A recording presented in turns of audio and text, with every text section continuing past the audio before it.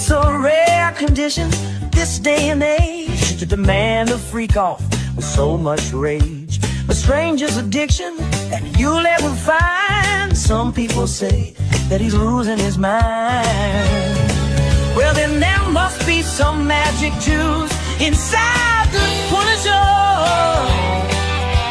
'Cause all I see is a chocolate thing. Man, they're busting over everything. Days gone by, it's the biggest break of the tangerine.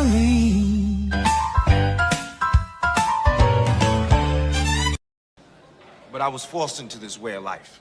Hey, look, I've been dealing drugs ever since I was 12 years old. See, I didn't have the chances that you have, Miss Hawkins. I wasn't born with a silver spoon in my mouth, Miss Hawkins. I mean, I wanted to get out, but they threatened to kill my mother. Who are you talking about, Mr. Brown? What they? They. Look at it. Kareem Akbar. That's right, the educated brother from the bank. He's the real head of the CMB, the brains behind the whole thing. I told you, this thing is bigger than Nino Brown, and I got a list of proof. If I'm going down, I'm taking a whole lot of people with me. Order in the court. Order in the court. Once again, I'm locked in with TP. We finna make a hit. We love you, Perez. I'm just fucking around, but no Diddy. Getting high than a kite, no Diddy. See my artist double plat, no Diddy. Sipping on yak, no Diddy. Couple niggas got wet, but no Diddy. Keep shoes with a scrap, no Diddy. I'm in a room full of hoes, no Diddy. More money, more problems, no Diddy. Couple friends turn foes, no Diddy. We getting high than a kite, no Diddy. See my artist double plat, no Diddy. Got me sipping on yak, no Diddy. Couple niggas got wet, no Diddy. Keep the shooters with a scrap, no Diddy. I'm in a room full of hoes, no Diddy. More money, more problems, no Diddy. Couple friends turn foes, no Diddy. I got a young Miami bitch from the city. I'm spending money like a trick, no Diddy. I rock pissy yellow diamonds, no Diddy. But you can't be underage, no Diddy. It's a Dendo with a switch, no Diddy. Folks passing pills around like frisbees. And booby trap going up on a Wednesday. I'm in a bag, it's a Monica Lewinsky. I'm fucking rappers, baby mama, no Diddy. I got these niggas in they business like Drizzy. In New York, moving prison, no Diddy. I got the power and respect, but no Diddy. The CEO in the video, but no Diddy. Cause I ain't dancing like a hoe, no Diddy. Can't go out like Pop, no kissing. Play with WAP and get popped, no Diddy. She on the pills and the coke, no Diddy. I keep a mule for the dope, no Diddy. Diamonds dancing on my chest, no Diddy. But I blow a nigga car up like Kid Cudi. I'm on a yacht taking shots, no Diddy. Paper top from the thigh, no Diddy. So niggas wanna boss me, I'm not 50. But get a nigga ass touched like Biggie, no Diddy. What you talking about? What you talking about? What you talking about? What? You raggedy High bitch. than a kite, no Diddy. See my artist double plat, no Diddy. Sipping on yak, no Diddy. Couple niggas got wet, but no Diddy. Keep the shooters with the scrap, no Diddy. I'm in a room full of hoes, no Diddy. More money, more problems, no Diddy. Couple friends turn foes, no Diddy. Get high than a kite, no Diddy. What it is, you really do.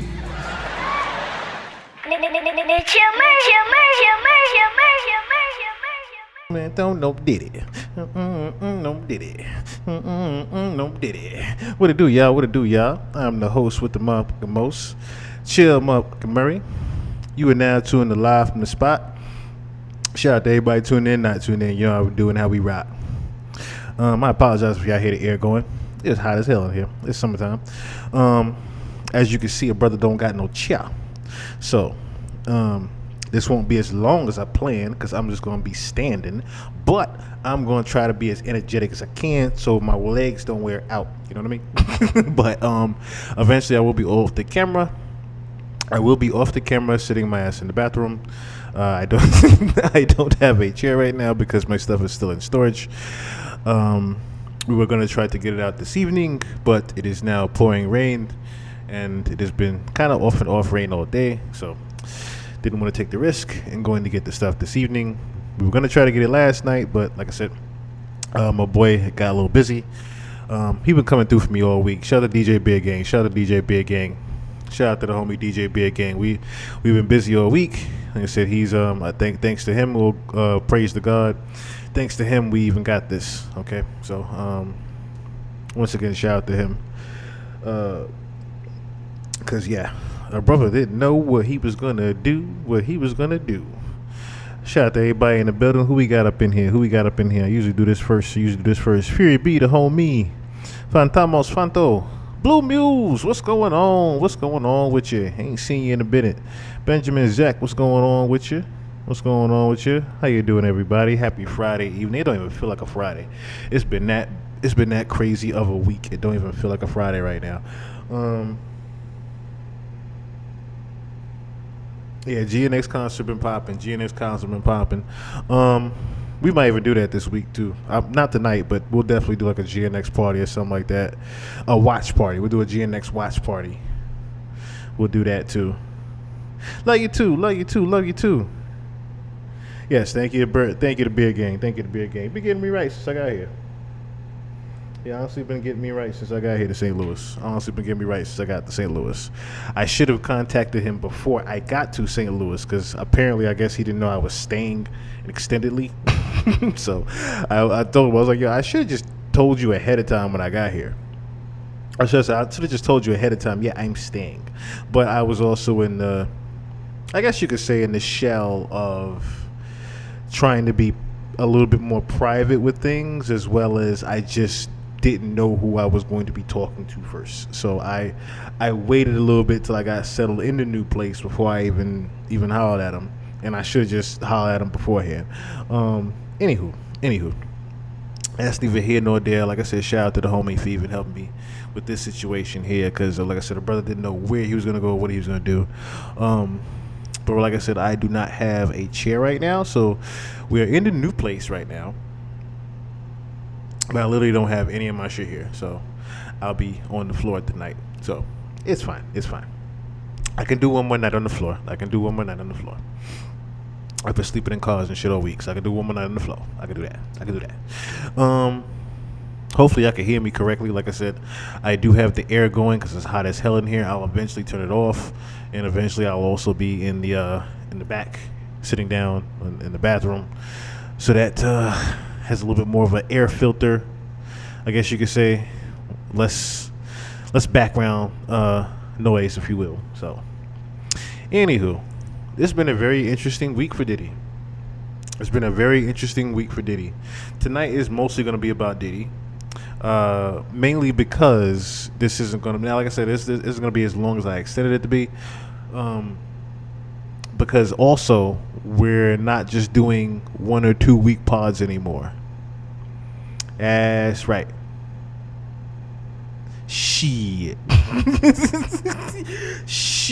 feel like I got beat with 1,000 bats, my brother.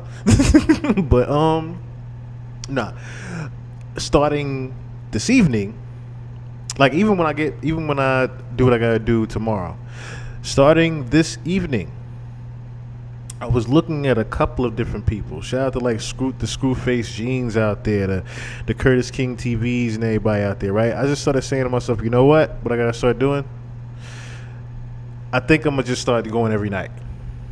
When I was doing it like the whole week beforehand, and we were just coming in here, just everything that as it happened, we just was going, like what we did with the Drake and Kendrick battle. We better start doing that again. We are about to start doing that again.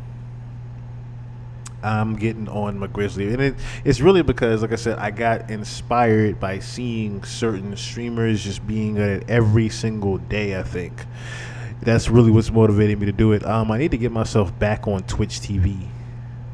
I need to get the multi-stream going back on Twitch TV as well. That way I can at least have the people that started following the Marvel Rivals gameplay. Because I tried to separate it. Instead, I'm just going to make everything a whole. I'm going to just start making everything a whole. Like, even we're going to do some YouTube streams here where you guys are going to see me play Marvel Rivals. If you want to stay, you can stay. If you don't, you don't. But there are going to be some streams here a couple of nights where, like I said, we're going to be gaming as well as we're going to be potting. We're not just going to be potting. Similar to how we did that night where we did Drake and we found the Kendrick game or whatever and we was playing it. It's going to be some things like that. So it's not going to be like me playing Marvel Rivals for 4 or 5 hours or something like that. It'll be like me playing for like an hour or something like that. And then in between we'll pod. We'll do it like that. Because like I said, I'm gonna just start incorporating every motherfucking thing. It's gonna be the hub. It's gonna be the hub for everything. Let me know if y'all can or cannot hear me correctly or clearly out there. Like I said, I know the air is going on in the back, so I do know, I am aware of that as well. I had to play that for the intro. When I saw that shit, and then 50 was like, yo, I didn't even do that. That was some shit I just found. So the genius that did that has still not even came up yet. Or should I say, he hasn't spoke up yet as far as the genius that did that AI freak off joint. I do? Thank you. I wasn't sure. Like I said, I don't have any like wall padding or anything like that, so thank you. But yeah, shout out to the genius that did that AI freak off matters, because that was just hilarious. Just seeing the different characters in that. As well. Yes, yeah, it's definitely not gonna be just Marvel Rivals. It's definitely not gonna be just Marvel Rivals. It's gonna be other games as well. Like what me and you was talking about. We might even do some old school game like some Metal Gear Solid and shit like that. We might do some old school P2 games eventually. Get myself like a PlayStation 2 for like $40 or something like that. And we gonna go nostalgic with it. We're going nostalgic with it even. But yeah. I'm about to figure out how to do that too now that I'm thinking about it, the PlayStation 2, because that's gotta get that would have to be hooked up a little differently to the monitors. Anyway, but yeah, that freak off matters was hilarious. I could not put that in the pod for the intro. From seeing J-Lo 50, she's still bad. That's funny as hell. The Punisher, it was executive produced by Kanye West. That was pretty damn funny to see in there. Diddy drinking the baby. Let me tell you something right now. I don't know if everybody else feel this way. I could probably do that too. I'm just not. Oh yeah, I can hook up the controller and everything. I don't know if everybody else been feeling this way, but when you see a bottle of baby oil now, don't you just get sick to your stomach almost? I get sick to my stomach now when I see a bottle of baby oil, damn near. I get sick to my damn stomach. And this is only because I got the visual every time of this fool drinking Astroglide and baby oil. I can run it back too. But I have that visual in my head. Like, it's just that visual I can't get rid of.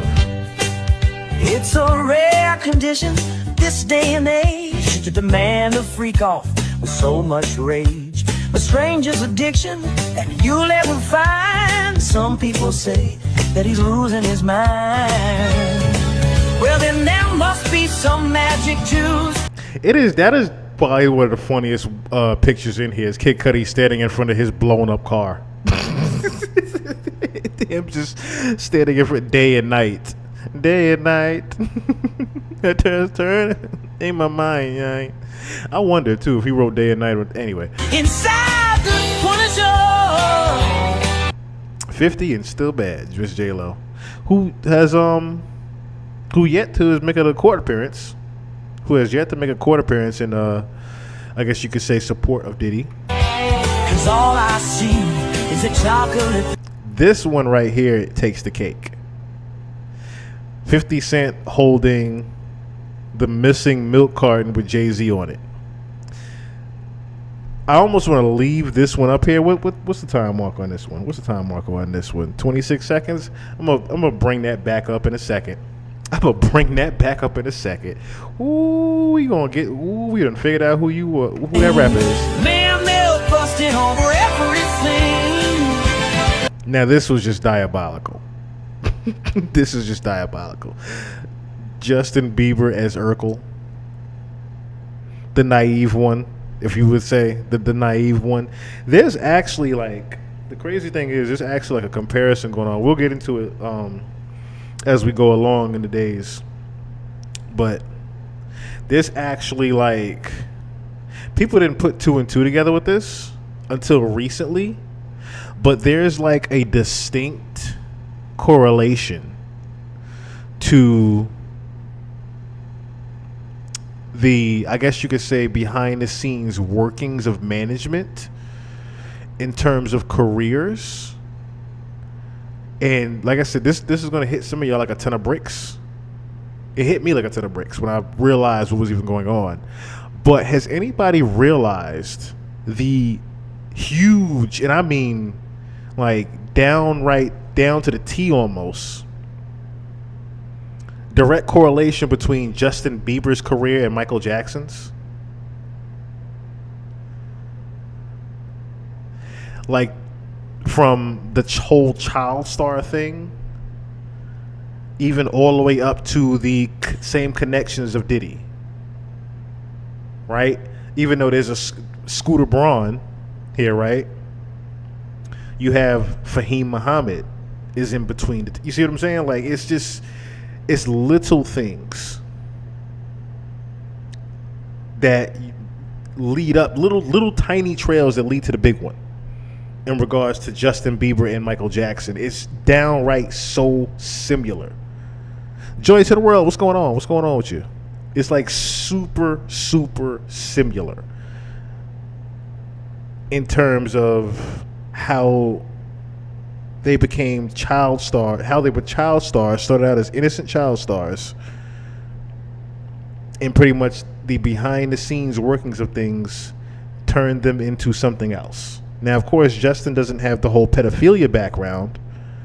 They didn't go that far with him. But Justin also has never stepped over his boundaries. Okay? So the only, I guess you could say, the main things you could say would be Justin never got to own a record label, right?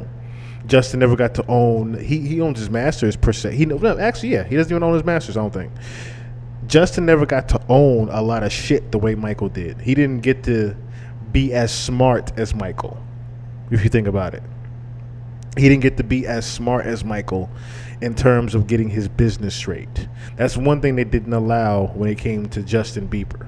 When it came down to Justin, they did the same exact workings as far as the manipulations, the drugging, the consistent drugging all the way up to your death, the contracts, things like that. Who actually owns who? Who owns his music? Who's selling his even down his catalog being sold? It's just so many things that, like, they're just right there, Justin and Michael. And then, like I said, that inner thing that connects them, of course, would be Diddy. Unfortunately.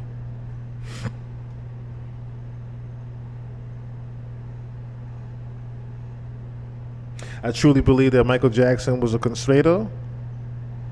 Okay. We're going to get into, actually, I forgot about that too. I forgot.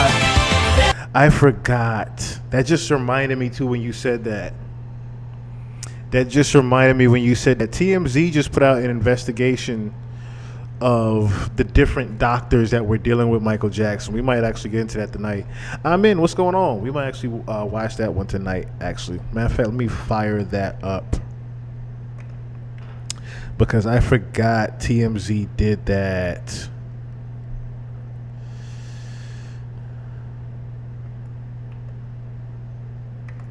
I completely forgot. And they even changed the title too. That's crazy. We exposed who really killed Michael Jackson. That's crazy they to change the title to it. But yeah, we are going to look at that this evening as well, because that was a pretty interesting documentary that TMZ put together of all the different actually, no, we probably won't look at that tonight because I don't know if TMZ has a copyright. I might make that a watch party for Twitch. Yeah, that's going to be a watch party for Twitch, now that I'm thinking about it, because I need to be smarter about that. They might have some things copyrighted in there that I can't necessarily play, so I'm going to be a little bit smarter about it in regards to that. So yeah, let me just finish playing this real quick. It's gone by. It's the biggest freak of the family. The bigger freak of the family. the bigger freak of the family. Oh, I gotta go to the end right here. Because the Punisher mask is not necessarily that. It's him holding the videotape. Him holding the video camera, I should say. This one was the cream of the icing on the cake. Him holding the camera.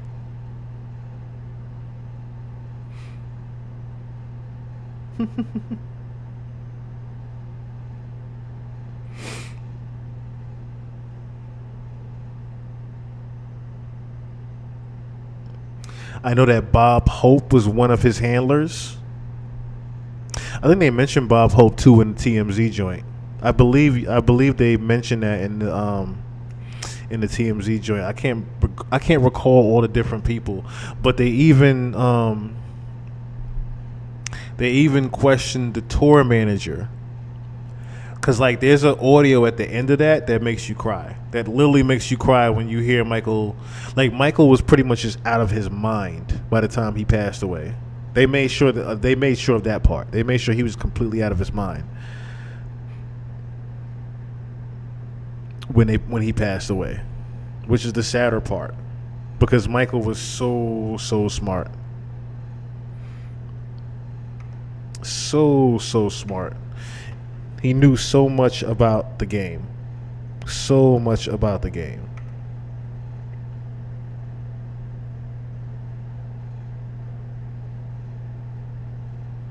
Yeah, so funny you mentioned Bob Hope, right? Because as soon as it's obvious about Bob Hope because he was the I believe Bob was also I believe Bob was a manager, right? Bob was just one of the managers behind the scenes, but I think he was one of the main guys, right? If I'm not mistaken, because as soon as you Google him, and we're gonna get to Diddy in a second, but as soon as you Google him, right, you see this on the top left. What does that say? The secret shares that he held on Michael.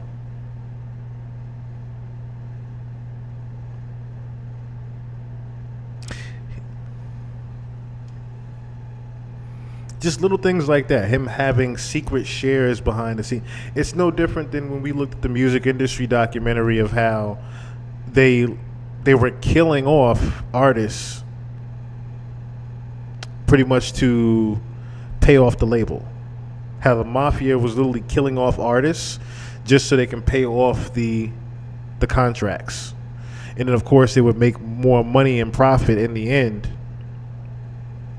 when the artist passed or whatever. So they would get their recoupment, of course, by after paying off the label when the artist passed, and by them still having like Bob Hope, for example, having shares in the music and things like that. You still making money after the person passed.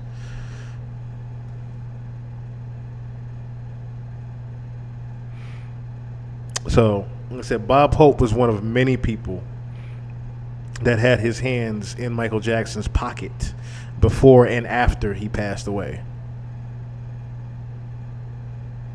So yeah, like I said, a lot of artists have died like that. A lot of artists have died that way. Like I said, we watched the dark music industry documentary here on the channel. We'll watch it again one night because I don't think it was enough people that was in here that actually was watching it. But we will definitely watch that again. We will definitely watch that again. Yes, exactly. The mob figured out how they can pretty much double their money up. Like, okay, we can invest in this artist, but say, for example, this artist doesn't want to do said tour or they want to release said album anymore, or they just feel like they can own everything themselves. Oh, well, we'll just kill them off and collect on the insurance. That's literally what they had. And you heard French Montana and other artists say, like, hey, these labels are literally collecting life insurance on artists. That's not new, that they collect life insurance on artists like that. He let bad things happen to Michael Jackson in the back rooms of his studio, which is where I think terrible things happen. Just like Heather O'Rourke. It's a lot of artists. It's a lot of artists just like that. There's a lot of artists just like that. Yeah, Michael has. That's why I said the comparison to Justin Bieber and Michael are like night and day, because it's like you have one that was being molested while they were young. You have the other one that was being molested throughout their entire career, which was Michael. Michael pretty much was taught those things. And we're gonna look at that video with Sloan Bella. When I do before I watch the video with TMZ, I would like to play that video for you guys. The 2-part video actually with Sloan Bella, where Sloan actually talks to Michael Jackson's spirit. And just one spoiler alert from it is Mike literally came to her and said, "Are you mad at me?" Like the teen version of Mike, the innocent teen version of Mike's spirit came to Sloan and said, "Are you mad at me?" That's all I'm gonna say. That's all I'm gonna say. You guys, like I said, it's a jaw dropper. The Sloan, when she talks to Mike, it is a jaw dropper. That's all I'm gonna say. But yeah, we're gonna get into Diddy. No Diddy. Jesus Christ, I keep forgetting to say that. You saw how they was passing Justin around that club. Yeah, that's what I'm saying. Like it's pretty much the same thing. It is pretty much the same exact thing. It is pretty much the same exact thing. These artists get in the game and they're pretty much green. So things like that happen to them, unfortunately. I say it so many times here on the channel, I could have been one of those damn stories, unfortunately. I mean, fortunately, I'm not. So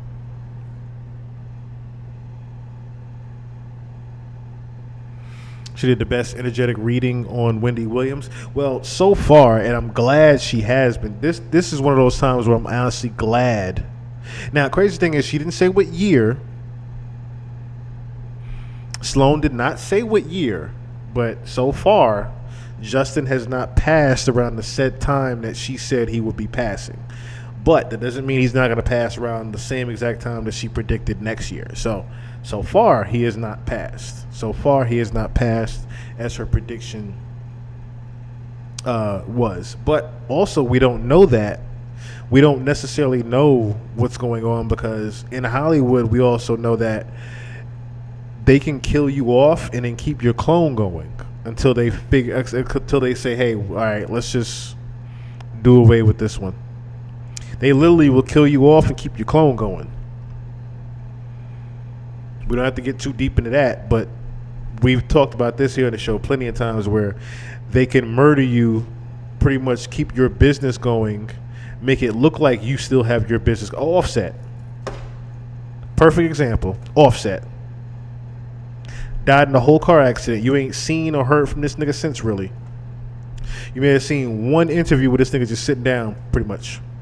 And a black and white interview at that. That's very telling. The only Offset interview you really have is him doing a black and white interview since that car crash. Okay? So that's just one example of things.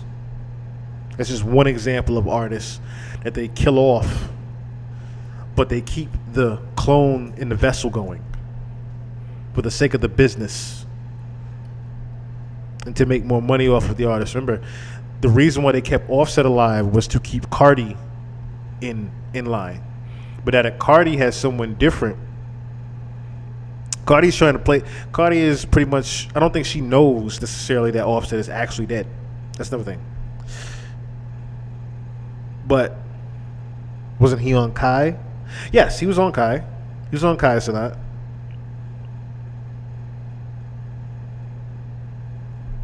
Had absolutely no idea the Bob Hope was Grammy. Yeah, he was on Kai Sinat. He's on Kai Sinat, but was that prior to? That might have been prior to also. Because I remember when he was running around doing certain shit, like Offset had a period of time where he was pretty much doing his own little live stream thing, playing the game, whatever like that. But that was like pre-car crash. All that stuff was pre-car crash. I'm talking about like post the crash and the album where, all right, perfect example, right? Perfect example. I'm gonna show you something, and then we're gonna get to the Diddy trials of today. Let me show you Offset's cover. Remember Offset's album cover? And it's funny we're talking about Michael Jackson, right?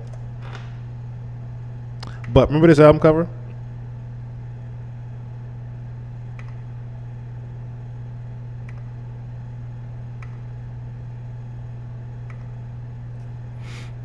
Now, what's it look like to you, right? Now, of course, you got the Michael Jackson outfit with the gloves, but what do you see here? Someone, remember that what we said before, as above, so below? As above, so below, when someone's already dead. Your last album was this cover. Your whole world turned upside down and blew up on you. Is exactly what this cover says.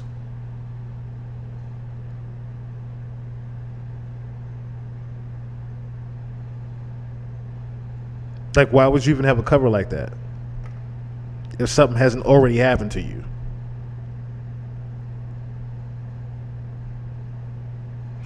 Like I said, this cover was extremely telling to me that something happened to Offset already. Because, like I said, of the whole as above, so below thing that was in it. You purposely made the cover upside down.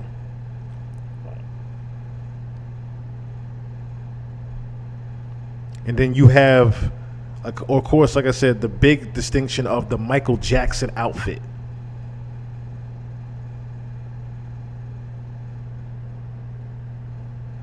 All right. Since you don't believe in the clone thing, I'm going to do this one more thing before we go. I'm going to do this one more thing. Just one more thing.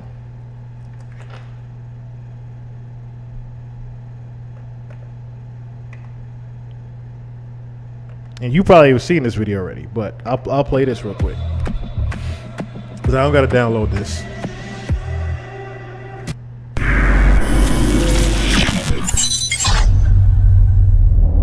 Kid Boo, welcome to Vlad TV. Hello. Making a lot of noise recently, man. Congrats.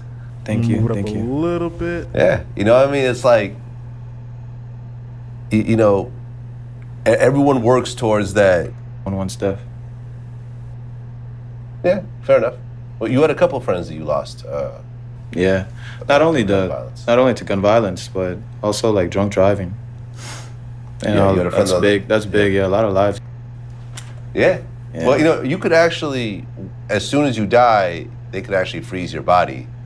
Well, what happened with my first gen is they took the skull, because he initially had written in a will to the Raelian movement that if something were to happen to him, they can ship the skull over immediately to Clonade. So they can remove a fragment of bone that's located here. And in this fragment of bone, it stores all of your memories and consciousness. And with that, they can make a sufficient replica of yourself, a reproductive version of you, including your memories. And you can be selective as to which ones you keep or don't keep. And this process has been around for quite some time. Like Dolly the sheep was cloned back in, I think, the late 70s, early 80s, if I'm not mistaken. Dolly the sheep, yeah, I remember that. And they've cloned a lot of animals over the years. Yeah, Clonade, I don't want to say too much information. This is going to... You ain't got to say much, Kid Boo. We're going to look at this one. You ain't got to say much, Boo. You ain't got to say much.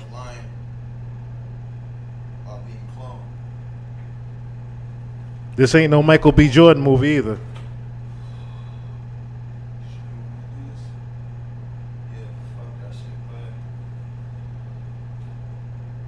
Kid Boo sitting right next to his fucking clone. See, people didn't believe he was doing this shit for real. But you ain't seen or heard of Kid Boo since he did this.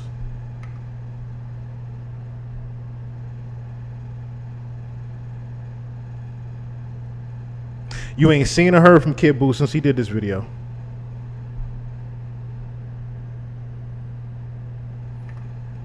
Cloning is very real.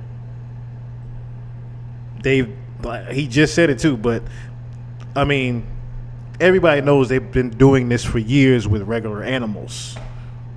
But I've even went into the old president that they cloned before he was assassinated. So, like, it's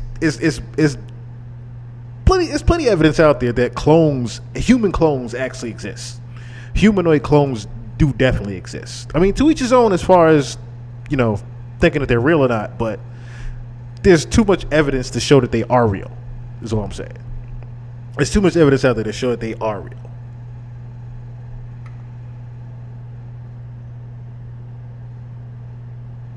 Damn, with capitalism always breaking laws, they should. Why should I be surprised? That's what I'm saying. Like we can't in 2025 going on 26. We can't be surprised by nothing no more, homie. we can't be surprised about nothing no more. Everything is coming out here. I mean, shit. We done saw a real alien. You think clones don't exist? I done showed y'all a real alien from Area 51 here. You think clones don't exist? Hey, definitely out here. Cloning SoundCloud rap is the worst of sin of all. Oh, that is hilarious. Cloning SoundCloud rap is the worst sin of all. That is a sin. That is a sin. We need to find him. I wish we could, but like I said, Kid Buu has not been seen or heard from since he did that video. He has not been seen or heard from since he did that video. Because he talked about it on, that's why I did it in the sequence of it. He talked about it on Vlad, and then nobody believed him. Everybody thought he was batshit crazy. But you see him serious as fuck talking about it. He's not trolling talking about it. Kid Buu was Triple X Tentacion's generation, if you think about it. They came out around the same exact time. They ain't cloned Triple X. They just killed them off.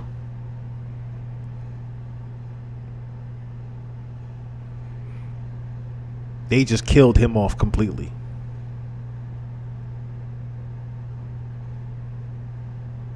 Oh, I should just direct. I'll figure that out in a second too.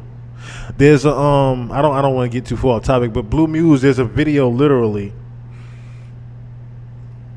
of them breaking down what the director of Metal Gear Solid, his direction of. I'll just say it like this before I don't want to get too deep into it right now because we got to get into the court from today. Metal Gear Solid's I think it was either two. I think it was two. Sons of Liberty. There's a part in the video game where the game actually starts talking to you. Like literally, it starts talking to you, and you will think that you're batshit crazy listening to it.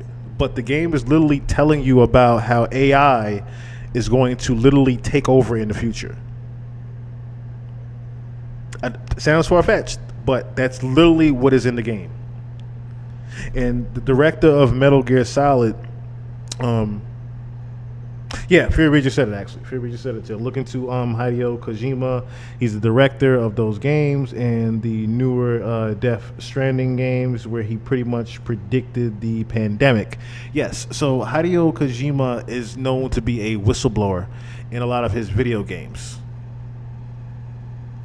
And he pretty much, has in Metal Gear Solid, he pretty much told how AI was going to be taking over later on through that video game. Yeah, fake news, AI, 911. That's what I'm saying. Metal Gear Solid 2, Sons of Liberty literally predicted what we have now, which is AI. And when you like this, there's a part in the game where the game just starts talking to you. I remember playing that shit when I was a kid, and the game started talking to me and telling me to turn it off. I turned the fucking game off and walked away and looked at the screen like, wait, did this shit just really... This shit just really was talking to me. I was fucked up as a kid.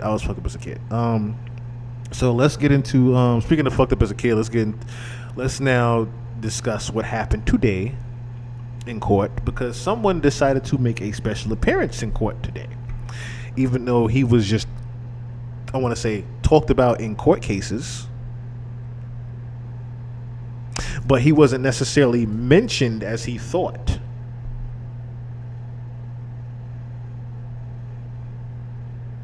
Hold on, where is it? Oh, here it goes.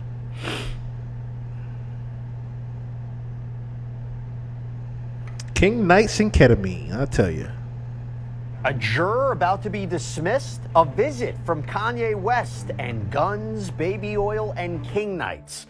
What a day it was in the Sean Diddy Combs criminal trial. We're going to break it all down for you right now. Welcome to Sidebar, presented by Law and Crime. I'm Jesse Weber. Hey everybody, this is another Law and Crime legal alert. So recent allegations against the multi-billion-dollar video game industry claim that video games are engineered for addiction. The claims include trying to make...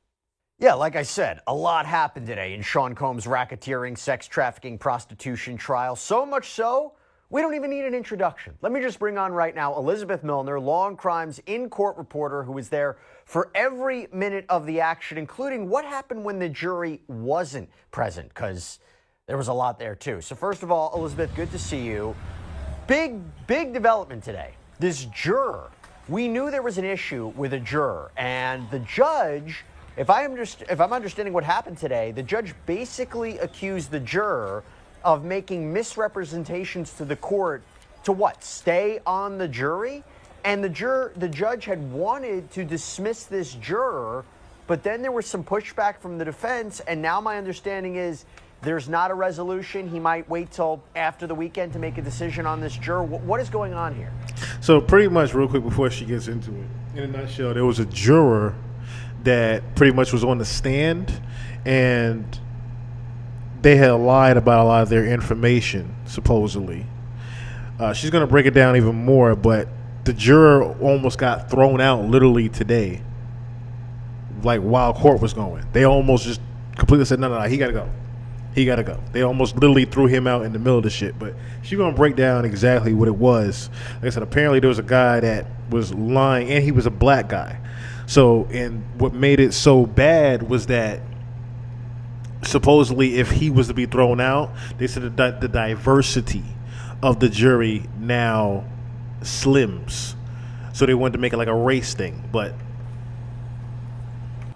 yeah, it seemed like this was kind of a big focus of today outside of Kanye West trying to attend court today. But as far as today goes, a lot of people wanted to know what was going to happen to juror number 6. Now, a lot of the time, especially earlier this week, they were very tight-lipped as far as just what the details were surrounding what the issue was. But what we've learned from the judge later this afternoon is it was a lot of kind of inconsistent statements. I see the act, Kim. What's going on, Kim Crawford? I see you snuck up in here. What's going on? What's going on with you? Happy Friday. This juror was making all the way going back to voir dire. And so what the judge said that he looked back at the transcript because there were conversations with this particular juror that happened twice already at this point at the robing room. So unfortunately, it was something that we don't see in the transcripts, nor are we listening to it happen when it's happening inside the court because it's happening behind closed doors pretty much. But as far as the judge is concerned, the issue came up after that offhand conversation that this juror had with jury staff, just talking about kind of making that travel from New Jersey to New York. And that's a big problem, right? Because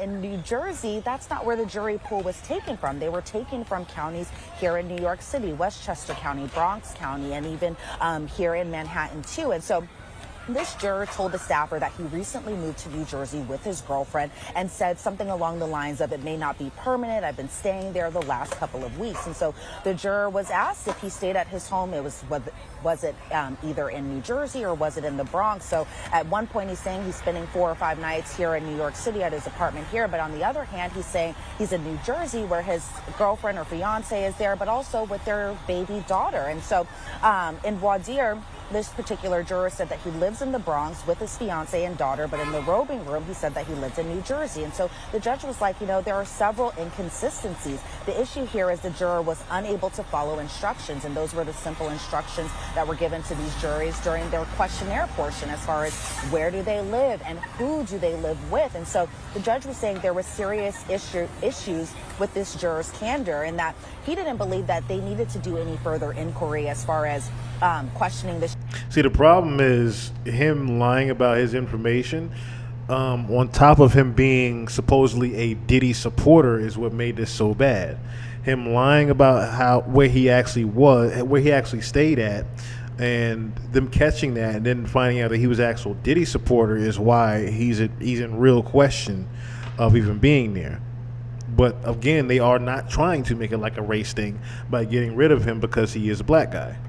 Once again, so that would make it, I think, questioning him, 3 or 4 times probably at this point, and that the court is concerned about the changing of the answers, the inconsistencies, and that the omissions and inconsistencies kind of played a role into the judge's decision, which initially he was going to dismiss this juror. I think he was pretty concerned that if this juror were to go and deliberate, that this could cause more issues later on in the process. But then the defense stands up and they're like, you know what, Judge, these answers don't really affect this particular juror's ability to serve on this particular jury. He says this is kind of a thing for a lot of people who live in this area, that they have significant others who live in New Jersey, or it's vice versa, where people who live in New Jersey have significant others in New York, and that this particular juror should be given the opportunity to explain himself again. And so the defense was really kind of honing in on the idea that these jurors have been very attentive throughout this entire process of the trial so far. Like I always mention, you know, during our hits, Jesse, that a lot of these jurors are paying attention, they're taking notes, like in both parties, as well as the judge, kind of commends the jurors for being so attentive while inside the court. And so the defense was really kind of adding to that and said, you know, I'm worried that the court equals or equates inconsistencies with lies. And so the defense said, we've taken strides to get this diverse jury, and we will go backwards kind of as far as just, you know, less diversity if this particular juror was dismissed, because one of their arguments previously is that the government just wanted to dismiss this juror because this particular juror is black. However, the government took offense to that, and they said that no additional inquiry is necessary. Mr. Donaldson suggesting that this is motivated by race, but it's really just about preserving the record. And the judge said, okay, well, if he indicated that he splits his time in New Jersey and the Bronx during voir dire, this would be one completely different story. But he said during the voir dire process, during jury selection, that he lived in the Bronx. So he said it's not just an issue of the juror wanting to just be on the jury, but he also said that his bills go to New York, and it seemed like the juror was particularly just wanting to stay on this particular case. And so the judge was like, we don't need him to reconcile these inconsistencies. There shouldn't have been inconsistencies in the first place. And the defense is like, well, we compromise the integrity of the process if we make this jury less diverse. And they say that this issue everyone knew about, and this was Brian Steele at this point making this argument. But then both sides were kind of like, no, we did not know about this. This was just an issue that came up this week. Then what was interesting, Jesse, was there was this moment where we thought... To be quite honest, though, it's one of those infractions in the case as far as the juror goes, but it's also something that kind of doesn't even make sense to address. The only reason it's really being addressed is because the guy is black and is a Diddy supporter. That's really why they are making this a big deal, because it's like, okay, he's number one, he's biased to being a Diddy supporter, but it's also because, like I said, he is a black gentleman. So it stands the risk of, like they said, making it less diverse in the juror. I guess he's one of the only black people in the juror, which that shouldn't matter. The race part shouldn't matter. If you got a brain and ears and been listening to what's going on in this court, I very much doubt you are still a Diddy supporter. We would get an answer to what was happening. The judge dismissed a lot of us from the courtroom. We were outside of that courtroom for about 20 to 25 minutes. We thought when we were going to come back, we'd learn what would happen. And unfortunately, we do not know the full scope of what's going to be happening next. Yeah, that's interesting. You don't always see that, where the judge is pretty firm in a decision and basically makes the argument that the juror was saying whatever they needed to say to stay on the jury, and yet kind of persuaded, it seems, a little bit by the defense's arguments. So now going to wait till next week to find out if this juror is going to be dismissed. That's why we have alternates. You would think that would be the biggest part of today. It wasn't. Kanye West shows up. Now, before they get into him, the other reason why they made this a big deal and that they have to, wait till the weekend is over for this is because the other part of him being the juror being a Diddy supporter, like I said, it's the whole biasness of it. So you stand a chance in letting someone stay that, remember when they made the, I don't know if I potted on this part. Actually, I think I did. Yeah, I did actually. When they threatened to throw Diddy out of court. Remember when they threatened to throw him out of court because he kept nodding and doing all that to the juror? now you have to put that in consideration to, well, was he nodding at this guy for something? Was he trying to signal to this guy for something, to listen in on something? Like, all those things now get taken into consideration. Was this guy a mole for Diddy and the juror? But then, yeah, the other surprise today would be this guy showing up. Now, it was rumored that he could not get in yesterday. One day, that is goals. A live from the spot tour would be cool, because I could just sit there. I could sit there on the stage and just have the projector up and behind me, and sit on the couch and be talking to y'all in the audience. I could definitely do that. I can definitely do that, and just have the information being shared and things like that. I could definitely do that. I would love to do that. But yeah, Kanye shows up, and you're saying to yourself, okay. So, that, like I said, yesterday he was rumored to be there but got denied the entry. Now this pretty much confirms that, yeah, he did try to get in there. But what I want people to notice is the all-white suit he's wearing. He's literally representing sex trafficking by wearing the all-white. I noticed that today. Bianca was in all black, and he was in all white, the reverse. So I said, oh, he's literally representing Diddy. And also, you know what I was going to do? I was going to play Famous tonight. I was going to play Famous. The song that he did called Famous, I made that bitch famous. I was going to play that. Because in that video, he has him sleeping with everybody. Similar to the picture that he took where he was on that big white bed and everybody was in it, remember? Kanye is not new to the sex parties. We know that. Then when you see videos like Stronger and you have the women, like, it's so many references that Kanye has showed in his videos that he knows what goes on behind the scenes with the sex trafficking. He's literally called Kim Kardashian a sex trafficker. Said it out he called her a human trafficker. No, actually, no, he didn't say that. He did say Kim Kardashian is a sex trafficker. So he knows about all this shit. Him literally making a statement wearing the all white was saying that he was in support of things. Well, not necessarily. Let me take that back. I don't necessarily think that he was in support of things. I think he just didn't want to see Diddy go down. I think he really is in support of just Diddy. I don't think he's in support of the sex trafficking movement, because that's also. So I'm going to get into something later on in the second too, because there's a huge connection to why Kanye, for example, is at this court, because something is going on in his world that is very similar to Diddy. He is a friend. He is a supporter of Sean Combs, and he shows up in court today, or to court today, in dramatic fashion, but he doesn't quite get into the courtroom, does he? No, he doesn't. Unfortunately, Kanye West, or Ye as he's being called now, he did not get his way, so he was not inside the main courtroom, nor did I see him inside the main courtroom at any point today. So it's unclear, and hopefully they do not know this, but I don't believe the jury has any... And real quick, yeah, so anytime you see Bianca naked, it is an artistic expression of him representing the trafficking. That was something that I started thinking about earlier too. Him even dressing her in all black. I was like, oh, so this whole time, Bianca pretty much was a art exhibit of the trafficking. She literally was a art exhibit of the sex trafficking. All the times that you see her, and remember, she kept saying that, oh no, it's my idea to wear this. Oh no, it's my idea to wear this. Where'd you hear that? You heard the same exact things with Cassie, Daphne, all that throughout the court case, where they're saying, nah, we made the calls, this, that, and the third, like that. But Diddy was having them make the calls. So similar thing with Kanye, where he's making Bianca's be like, oh yeah, I was the one that made up this.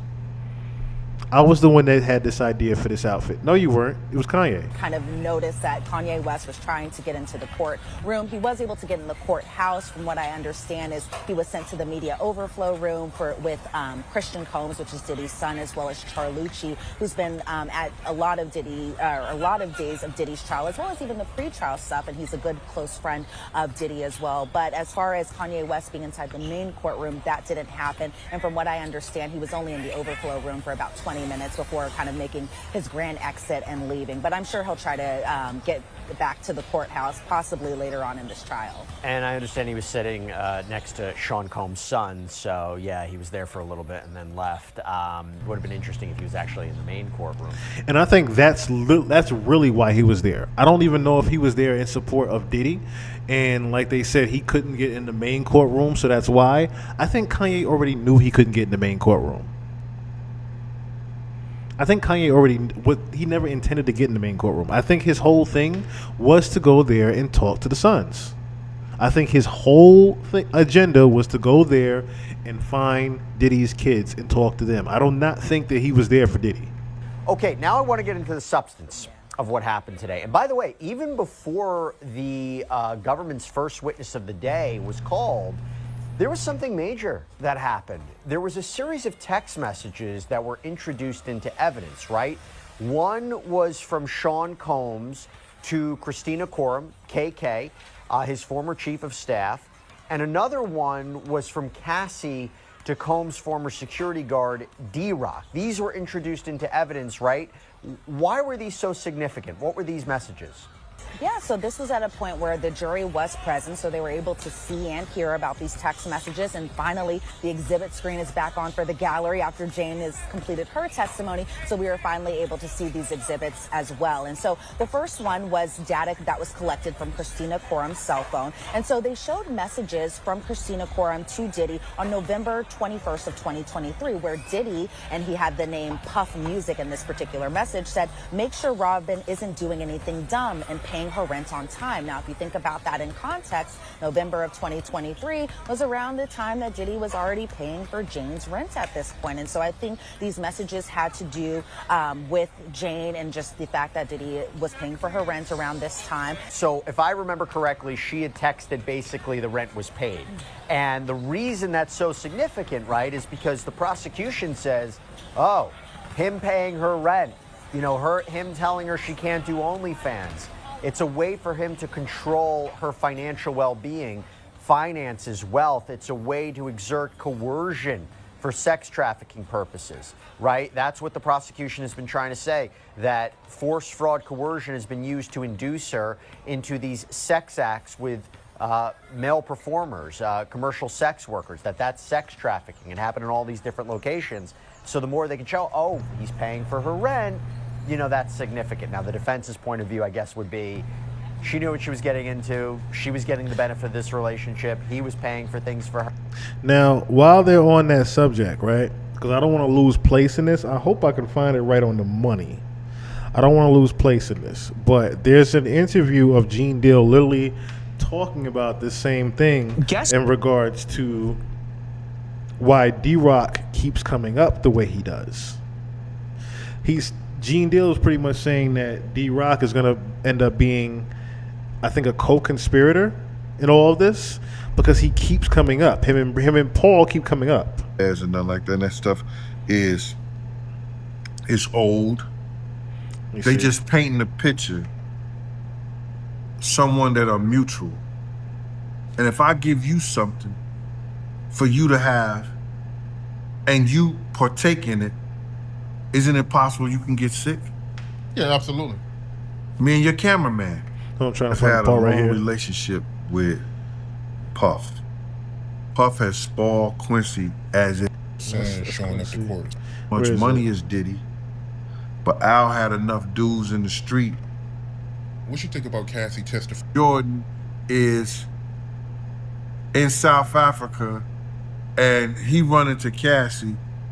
What else he gonna think? Especially if she was seen with him. Jonathan Odie was the guy who came out with all this Ross and Diddy and Cassie. I think that Cassie had those sort I think it's at the beginning, in showing that. I think the prosecution has done a great job in showing that. Now the defense and this second. I'm gonna let this play here, and I'm gonna let this continue play. 'Cause I gotta find it real quick. There's a clip of Gene Deal literally talking about Paul and D-Rock gonna be co-conspirators. So it's interesting to hear that. And obviously for Christina Coram, the more the prosecution can say assistants were a part of this, that's how you get to racketeering conspiracy. That's how you get to him using his inner circle, his staff, his assistants to facilitate crimes, to facilitate prostitution, to facilitate sex trafficking. It's all important for racketeering. Okay, sorry to interrupt. There was another message that came in, right? What was that about? Yeah, so this message, this was actually kind of an interesting point. So it was from a cell phone that was seized from Damian Butler. And who is Damian Butler? He is none other than D-Rock himself, one of Diddy's longtime security guards, but also a close personal friend of Diddy, too. And so it was interesting because we saw kind of the stipulations between both of the parties where this particular cell phone from Damian Butler was seized on September 22nd of 2024 at Newark Airport. However, these messages date back to January of 2017 when Diddy was still in a relationship with Cassie at this point. And so Cassie sent a text message to D-Rock that's saying, my bathroom door is broken down. He has my keys. I'm leaving because I don't feel safe. I'm not effing with anyone else. I wasn't going to anyone's house. I was going home. Then we see D-Rock had messaged back, okay, someone was following you home. I don't think that's a good idea to leave your home. Then Cassie responds, he thinks I'm going somewhere else. The key has a blue fuzzy tail. Take it. And D-Rock said, you know I can't take your keys from him. He also said a couple more things too, but I think what the prosecution was trying to introduce is just, again, another point where Diddy staffers were kind of doing things on his behalf in this instance where Cassie is kind of relaying that she wants the keys to her home back, and Damian Butler, aka D-Rock, doesn't want to take them away from his boss at this point, which we know to be Sean Combs, aka Diddy. And again, goes to her alleged force, fraud, coercion. Remember, she makes up one of the individual sex trafficking counts. So look at the environment she's in. Look at her, big question is, could she have walked away? Could she have escaped? Could she have fought back? Look at the environment. I found it. And the crazy thing is, I think I played it on here before too. But I did find it.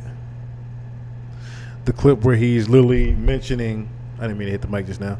The clip where he's literally mentioning D-Rock. A lot of stuff about D-Night when that week, and how it got played out and where he lost his life. When I said that D-Rock and Puff had Big go to that party. Now, it came out in the trial about D-Rock. Cassie was mentioning a lot of stuff about D-Rock. It's a couple of stories I knew. One, D-Rock told me the story. You understand? When I first was trying to get in touch with Puff. And two, I heard what Cassie had said. But I don't want to address that because I don't know your line of questioning. But I do want to address this, that D-Rock is the one who got Big out the room. And that's when Puff had took D-Rock about all day, and me and Big was in the Winnebago together talking about his whole life story. Big told me his whole life story. I told this 1,000 times, brother. But in the trial, Cassie had said something about D-Rock being head of Puff security after I had left. You understand? And that's when D-Rock had came home. You understand? They all moved out to California, the whole 9 yards. Now, D-Rock let Puff trick him. I don't believe that D-Rock was that sinister and knew what he was doing.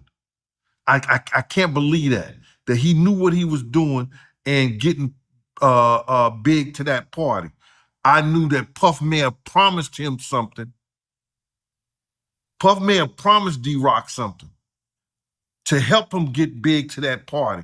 Because for some reason, Big had to be at that party because Puff is the one who, and you'll see in Kirk Burroughs' papers, that Puff is the one who scratched out Big trip from going to London and then turned around and lied that Big didn't want to go to London.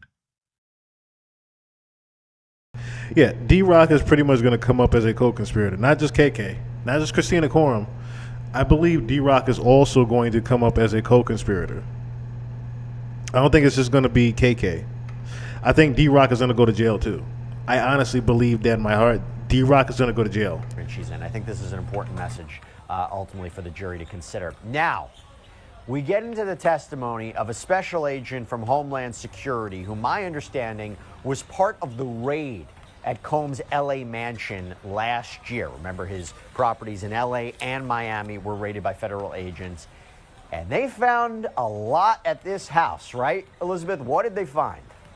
And honestly, Jesse, I'm not going to lie, I love a good evidence day. But then there were points during this where I was kind of like, okay, well, what are we really getting to? What is kind of the point? But I'll kind of explain it. So yes, Andre Lemon was one of the Homeland Security, and he works for Homeland Security Investigations, and he is a special agent. So he's assigned to the Human Trafficking Group, and specifically in the Los Angeles office. So on March 25th of 2024, what did he do? Well, he was none other than at Diddy's LA mansion, that one in Mapleton that a lot of the jury has been hearing about at nauseum at this point. And so what was interesting is that they said, Andre Lemon had testified that Homeland Security Investigations here in New York asked for assistance for this search in LA. And so Andre Lemon's role was kind of seizing and processing the evidence for the office here in New York. And so right off the bat, we're seeing a number of exhibit photos. So we see Diddy's home in Los Angeles. We see kind of a point from the front of the home as well as a point from the back of the home. And it's a beautiful, gorgeous property, but it's also humongous because there's 3 different buildings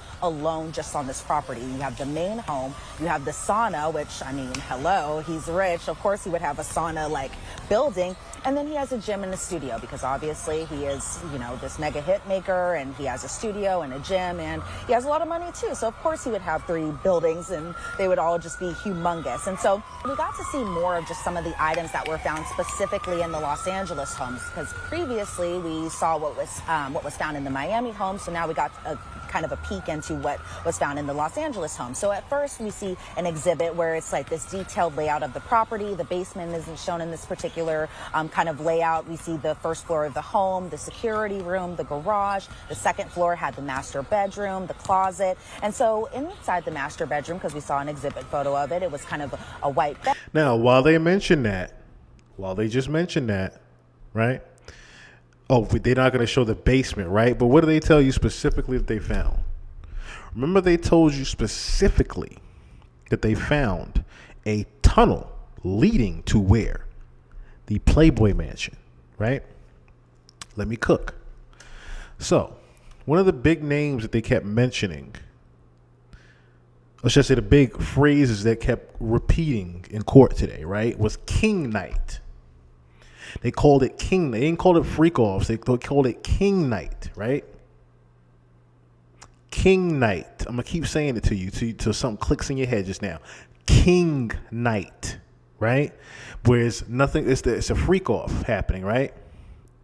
But pretty much King Night is where different sex workers are also being paid off to be with other people, right? So Daphne is also being with other rappers. They're gonna get into that in a second too with King Night. Right? But where does King Night actually come from? Now, remember what I said before. There was a tunnel in Diddy's house that led directly to the Playboy Mansion. So where do you think he got the idea, let's say, for what they call a King Night, right? The same thing that we looked up here and watched the documentary before in the pod. Pig Night. One and the same. Historical event at the Playboy Mansion, the sources describe Pig Night as a recurring event at the Playboy Mansion where Hugh Hefner would host dinners, invite friends for intimate encounters with what? Sex workers. Same exact thing. And you say, oh, where did Diddy get it from? I wonder where. Same reason why y'all won't talk about what was in that basement, will y'all? But y'all already fucked up and uncovered the fact that there was a tunnel that led to the Playboy Mansion.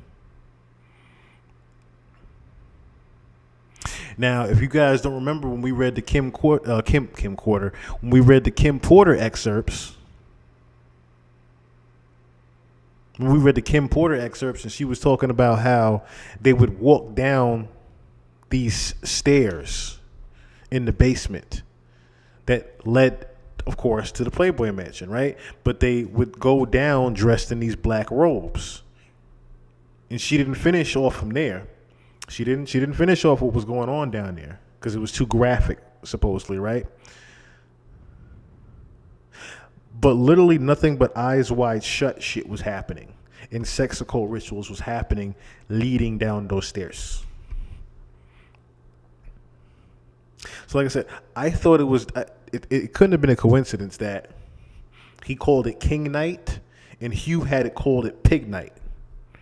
And then, like I said, I just put two and two together. I'm like, wait a minute, wasn't there a tunnel leading to the fucking Playboy Mansion in Diddy's house? Like literally a tunnel leading to the Playboy Mansion, of all things. And you call yours King Night, but he called his Pig Night? Literally one and the same. Literally one and the same.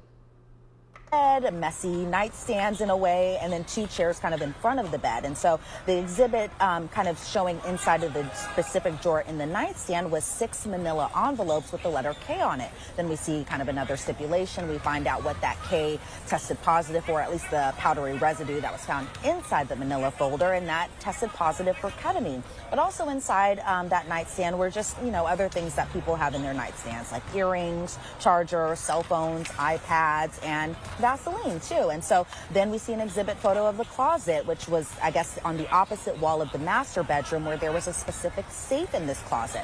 So inside that safe, we saw Diddy's passport, we saw money, a plastic bag with this substance that kind of looks like paprika in a way, but we... That's so funny, paprika.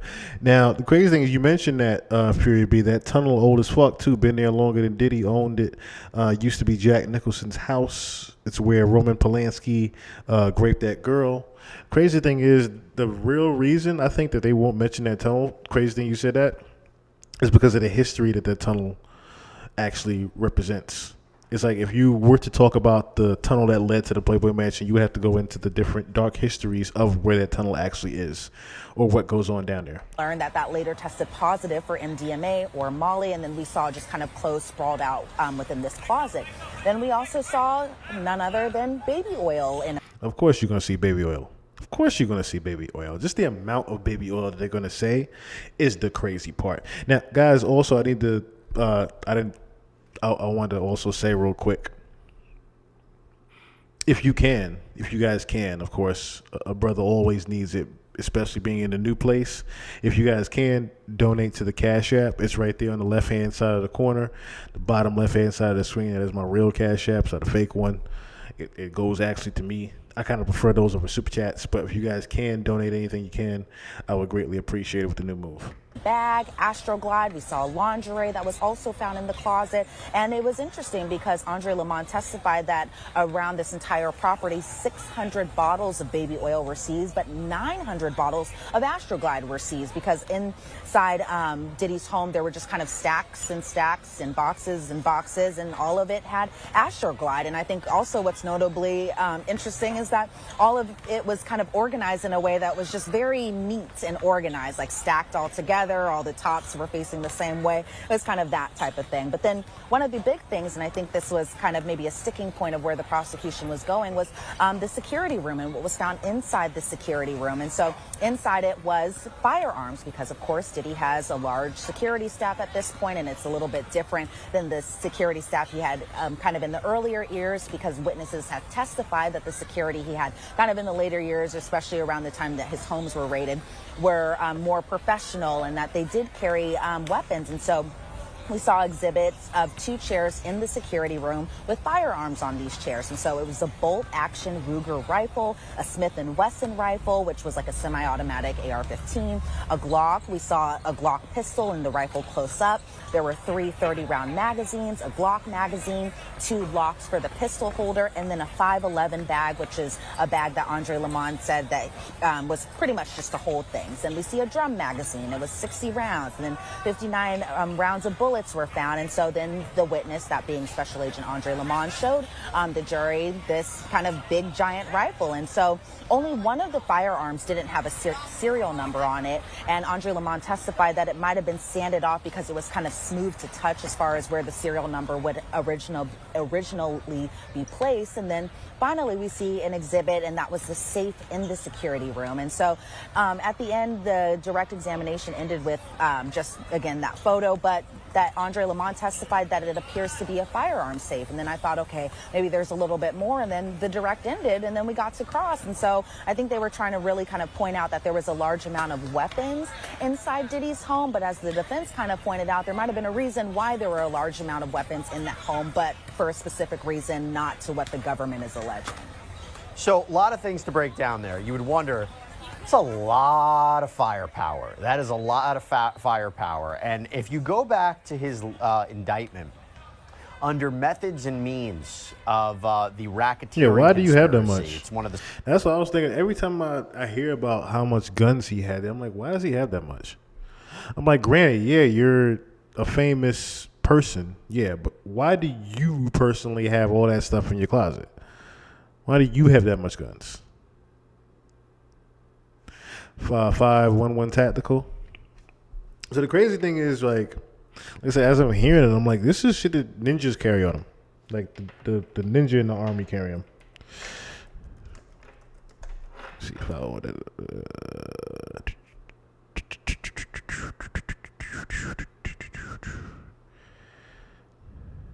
I mean, it comes up with tactical gear. It literally comes up as tactical gear. Yep. I mean, that's really what I get from it. That's really what I get from it. You literally doing this shit for intimidation on these people. That's exactly what I get from it. You're trafficking people. Only one Zane. What's going on? What's going on with you? Sections. And remember, we're talking about a criminal enterprise. I'm going to read you what it says because I think it's important. Members and associates of the Combs enterprise, including Combs Security. Oh, and because they didn't show it, actually, I'm going to show it here. What Fury B is actually referring to with the 5.11 tactical is this. That's the 5.11 tactical bag. That's the bag right there, the 5.11 bag.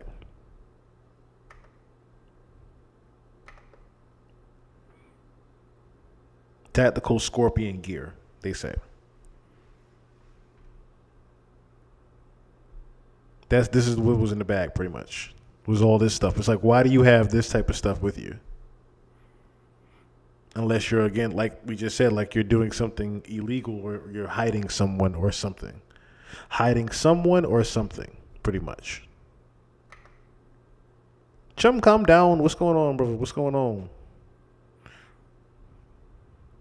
I haven't been on the game in quite some time. I need help getting to Diamond, brother. Get me to Diamond. Get me out of plastic hell. Get me out of plastic hell, brother, when I get back on the game. Personnel at times carried firearms. On more than one occasion, Combs himself carried or brandished firearms to intimidate and threaten others, including victims and witnesses to his abuse. In or about March 2024, during searches of Combs' residences in Miami, Florida, and Los Angeles, California, law enforcement seized firearms and ammunition, including 3 AR-15s with defaced serial numbers, as well as a drum magazine. So they're basically trying to prove what they alleged in the indictment, but it goes more to this idea of him being a criminal leader, right? Exactly. That's the part that they're trying, because the scratched off serials is similar to Big U. It's like, why do you have these guns? Why do you have these serial numbers scratched off? Like I said, that's in direct correlation to what they're trying to prove in the RICO that they gave Big U as well. That's what they're trying to sell. Look at using these different instruments to facilitate a pattern of criminal conduct. And, you know, the baby oil, the things like that, those are products or alleged products of sex trafficking. So I think it's really important for the jury to understand what was ultimately at his home. Elizabeth, on cross-examination, where did they go? Because they can't argue away what was there. but didn't they provide a little bit more context about where it was found and what could be the value of it? Well, initially, and I'll just kind of spill this to you, Jesse, and I'm pretty sure you already know about this, but before, originally the defense didn't want Andre Lamont to be testifying because he wasn't the one who had removed or moved the rifles from the security room to kind of lay them out. Somebody else did. And then there was kind of a whole argument about chain of custody, who did what, and how did these firearms get placed on the chairs when they belonged in the security room. And so that's what Mark Agnifilo really kind of spoke about during his cross-examination today. So he was asking questions like, you're aware that Mr. Combs has a security service? Andre Lamont responds, yes. They show that exhibit photo of the layout of the home, which shows the security office, and that the guns were recovered only from that specific place inside that home. And again, it's a massive property, but according to Mark Agnifilo, the guns were only in that security office. They weren't sprawled out everywhere across the home, because he was asking questions like, okay, you saw that there were bedrooms where children live, and those being Diddy's children, obviously. And then Andre Lamont is like, correct. Okay, well, there were no ammunition found in the bedrooms. Andre Lamont says, correct. Okay, well, was the security door open? Andre Lamont responds, yes. Or was the door locked beforehand, that being the door to the security office? Andre Lamont responds, he doesn't know. Well, could you see if it had a lock? And Andre Lamont is like, well, it had a doorknob. I didn't look at the lock. And then Mark Agnifilo is like, well, you didn't take pictures of the state of the door when law enforcement arrived. And Andre Lamont responded, he doesn't know if photos were taken before that they were arrived. And Mark Agnifilo is like, well, do you know, was the safe open before law enforcement got there? Andre Lamont says, I don't know. Do you know how the safe got open? No. This was specifically a gun safe. Yes. And so we see the gun safe exhibit again. And then this photo doesn't specify how this safe was open, whether it was manipulated. Baby Juju, what's going on? To be open, or I guess maybe whether it just opened on its own. And so Mark Agnifilo is like, okay, well, what do you do as a lead agent on a search? And so Andre Lamont responds, he looks for items to be seized. He advises the search teams. He advises HSI New York. Mark Agnifilo is like, okay, well, as lead, wouldn't you want to know where the weapons were found? Because that was kind of a big thing. And Andre Lamont is kind of like, yes and no, as far as just their standard operating procedure, because for the most part, another team comes in, and what they do is kind of secure the location, get all the people out of the home. Because if you guys have been following this case from when the rapes happened, and then you know when the surveillance video is released a little bit after, guns were drawn, people were kind of pulled out of the home with weapons, they were handcuffed, there were photos circulating of Diddy's sons being handcuffed and being placed on the grass outside of the property around this time frame. And so I think the defense was really trying to point out, okay, well, what happened once this home was cleared, and how was everything placed, and in what manner, and that type of thing. And so Andre Lamont was asked, have you seen a photo of the safe before? And he says no. And then he's asked, did you have a meeting on how to conduct a search? Is this protocol photographing items before it's moved to another place? Andre Lamont says yes. But then Andre Lamont says the SRT, which is the team that clears the home, they don't take photos of the items. Their job is solely just to clear the home, make sure it's safe, those types of things. And so Mark Agnifilo is like, okay, well, you have no idea where the guns were. Were they scattered in the security room, or were they in the safe? And then as far as Homeland Security investigations, they don't necessarily know. And then kind of towards the end of the cross-examination, he is asked, how many times have you found baby oil and Astroglide in your 60 searches? Because if he's under the human trafficking group, and then there's baby oil and Astroglide, he, being Andre Lamont, responded, okay, well, just once. And then towards the end of the cross-examination, I did see Diddy kind of give Mark Agnifilo a little thumbs up, kind of signaling that he was good on the questions that were asked. And I think there were kind of enough holes possibly poked during the cross-examination, and then that's kind of where they ended there. Well, was he so happy that he was nodding to the jury? Because didn't that come up today too? Didn't the prosecutor say, hey, my staff is seeing him nodding during that cross-examination? And we know last week the judge said, or was it the week before, the judge said, don't do that. Don't do that. I will, if I see you making any kind of motion towards the jury, I will give this jury a limiting instruction that you will not like, or I will kick Sean Combs. Yeah, but it's a little different. Didn't that? It's a little bit different because you're pretty much making contact with your team, not necessarily the jury. He was pretty much just giving an okay to my team, like, okay, yeah, I'm fine with that necessarily. You know what I'm saying? Happened today too, or that was alleged?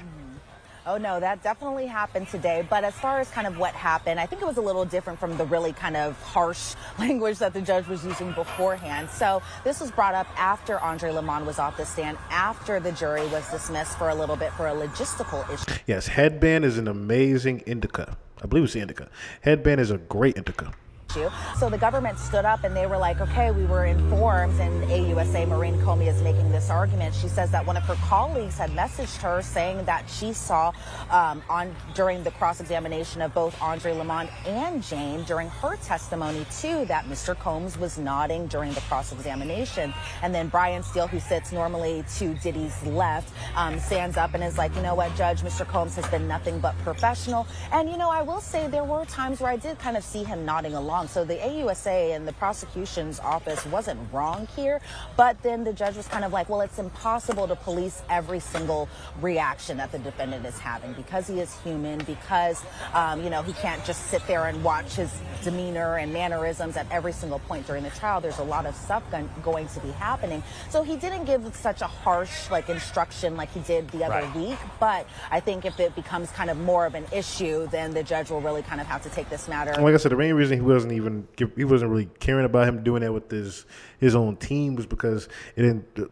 The reason why he says something about the jurors, or I should say, the reason why the judge says something about the jurors, I keep saying the reason why the judge says something about the jurors, him nodding to the jurors, was because it was him vigorously doing it like he was trying to threaten the jurors, you know what I mean? Or he was trying to persuade the jury while he's having any type of contact with them. And that's something that you definitely don't want in a courtroom happening whatsoever. I like sativa too. I just prefer indica because I like the slumpness. I like the slump feeling. I like to get to the point. I'm just like liquor. Just like my liquor. I drink it straight. I don't necessarily like to chase. I drink it straight because I want my shit getting to the point. I want my shit hitting hard. Just a little bit more seriously. So that witness leaves the stand, and then we get to the testimony of somebody we were waiting for, Jonathan Perez, Sean Combs. I would say former assistant. He was basically his assistant, I learned, right up until the point Sean Combs was arrested. Same thing with Daphne. It's like Jonathan and Daphne pretty much had this, they had this suspicion like, nah, he's going to go down soon. He's pretty much going to go down soon. This is a gentleman who was granted immunity to testify. What did we learn about how he started and what his job duties were? Yeah, so how he started at the end of 2021 working for Diddy. So originally it was for Combs Enterprises. Now the company is called Combs Global, and he worked as an assistant. And I think what was an interesting point is the other witnesses have testified they call Sean Combs Puff or Diddy or something like that, PD. But for Jonathan Perez, he calls him Mr. Combs or Mr. C, making it just a little bit formal. But as far as just in his entire employment with Sean Combs, it was from December of 2021 up until his arrest around the time frame of September of 2024. He was explaining that Christina Coram was actually the one to reach out to Jonathan because he had interviewed for this particular position years prior, but then he ended up coming back for the same role after KK had reached out to him. So he did a 1-week trial period and then he took on the job. And so his responsibilities were kind of similar to other assistants' responsibilities. He was to do research. He had to bring Sean Combs wherever he needed to be. He worked close with the house manager. He worked at both homes, both in Los Angeles and Miami. And then he kind of led us into his salary, and he made a lot of money as an assistant to Diddy. He made $85,000 at the beginning of his employment, and then towards the end, he made almost. So like Jonathan Perez, I like to see, this is what I said before, the feds are so smart with how they're piecing this shit together. They went from the main piece of story, which was Cassie in the beginning. Now they're just going down the line of sex workers, stopping at Daphne and the assistant and Capricorn, right? Because you have the victims there where there's actual rapes going on, or grapes going on, and you have sex work actually going on. But now you're getting into the business part of it, right? Now you're getting into the RICO part of it and how he was actually conducting his business through a lot of this shit by having Jonathan Perez up there. That's the crazy part. Oh, so the numbers, if you're like the number 1 chatter, number 2 chatter, number 3 chatter up in here, that type of thing. It's like it's pretty much how active you are in here. That's really what it is. Sativas, I like sativas too because they're energetic. Just like I said, when I smoke, I like to just be completely out. I'm trying to chill out with my smoker right now. So if anything, I probably would do a sativa, but I probably wouldn't do sativa because sativa makes me want to just smoke more and more and more and more and more. That's the reason I don't do that. I said Jonathan Perez, they're getting down to the nitty gritty as far as him being the assistant and knowing some of the incidents. So Jonathan Perez is, I guess, their way of sniffing out Christina Coram without necessarily even having her on the stand. Now you're getting into what she was even doing behind the scenes and the shit that she was doing because he was pretty much your right hand. He made six figures. He made $100,000 towards the end. And so as far as just what we learned and kind of the initial points of his testimony is that he also kind of helped set up what he calls king nights. So as far as everyone is concerned, king nights, hotel nights, nights of debauchery or debauchery nights, freak offs, they're all one and the same. They just go by just different names. But according to Jonathan, he knew them as king nights. And so he says that he was aware of king nights. He knew that it was Mr. Combs going to a hotel for private time with a female. He knew Jane was involved in king nights with Diddy.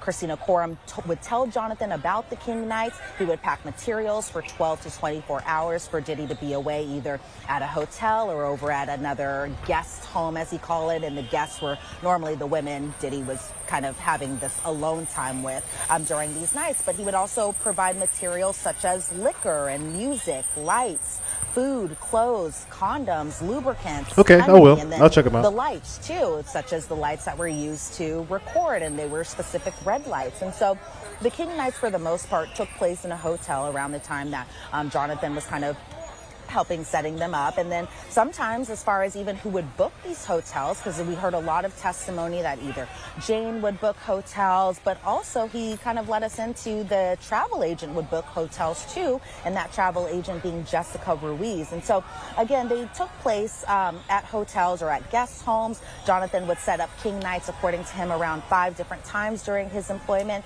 And he said that was because he normally worked during the day, and that's why he didn't set up more, as opposed to when these kind of hotel night king nights would happen, and that would be mainly at night. And so he recalled just that he would also go to the sex stores and he would get items too, like adult outfits and shoes and high heels. We saw another exhibit photo of the boxes of Astroglide that he would either purchase on the company card or he would get cash from security. And then he also said that he would help. And that's the part that they were trying to pretty much prove with Jonathan Perez.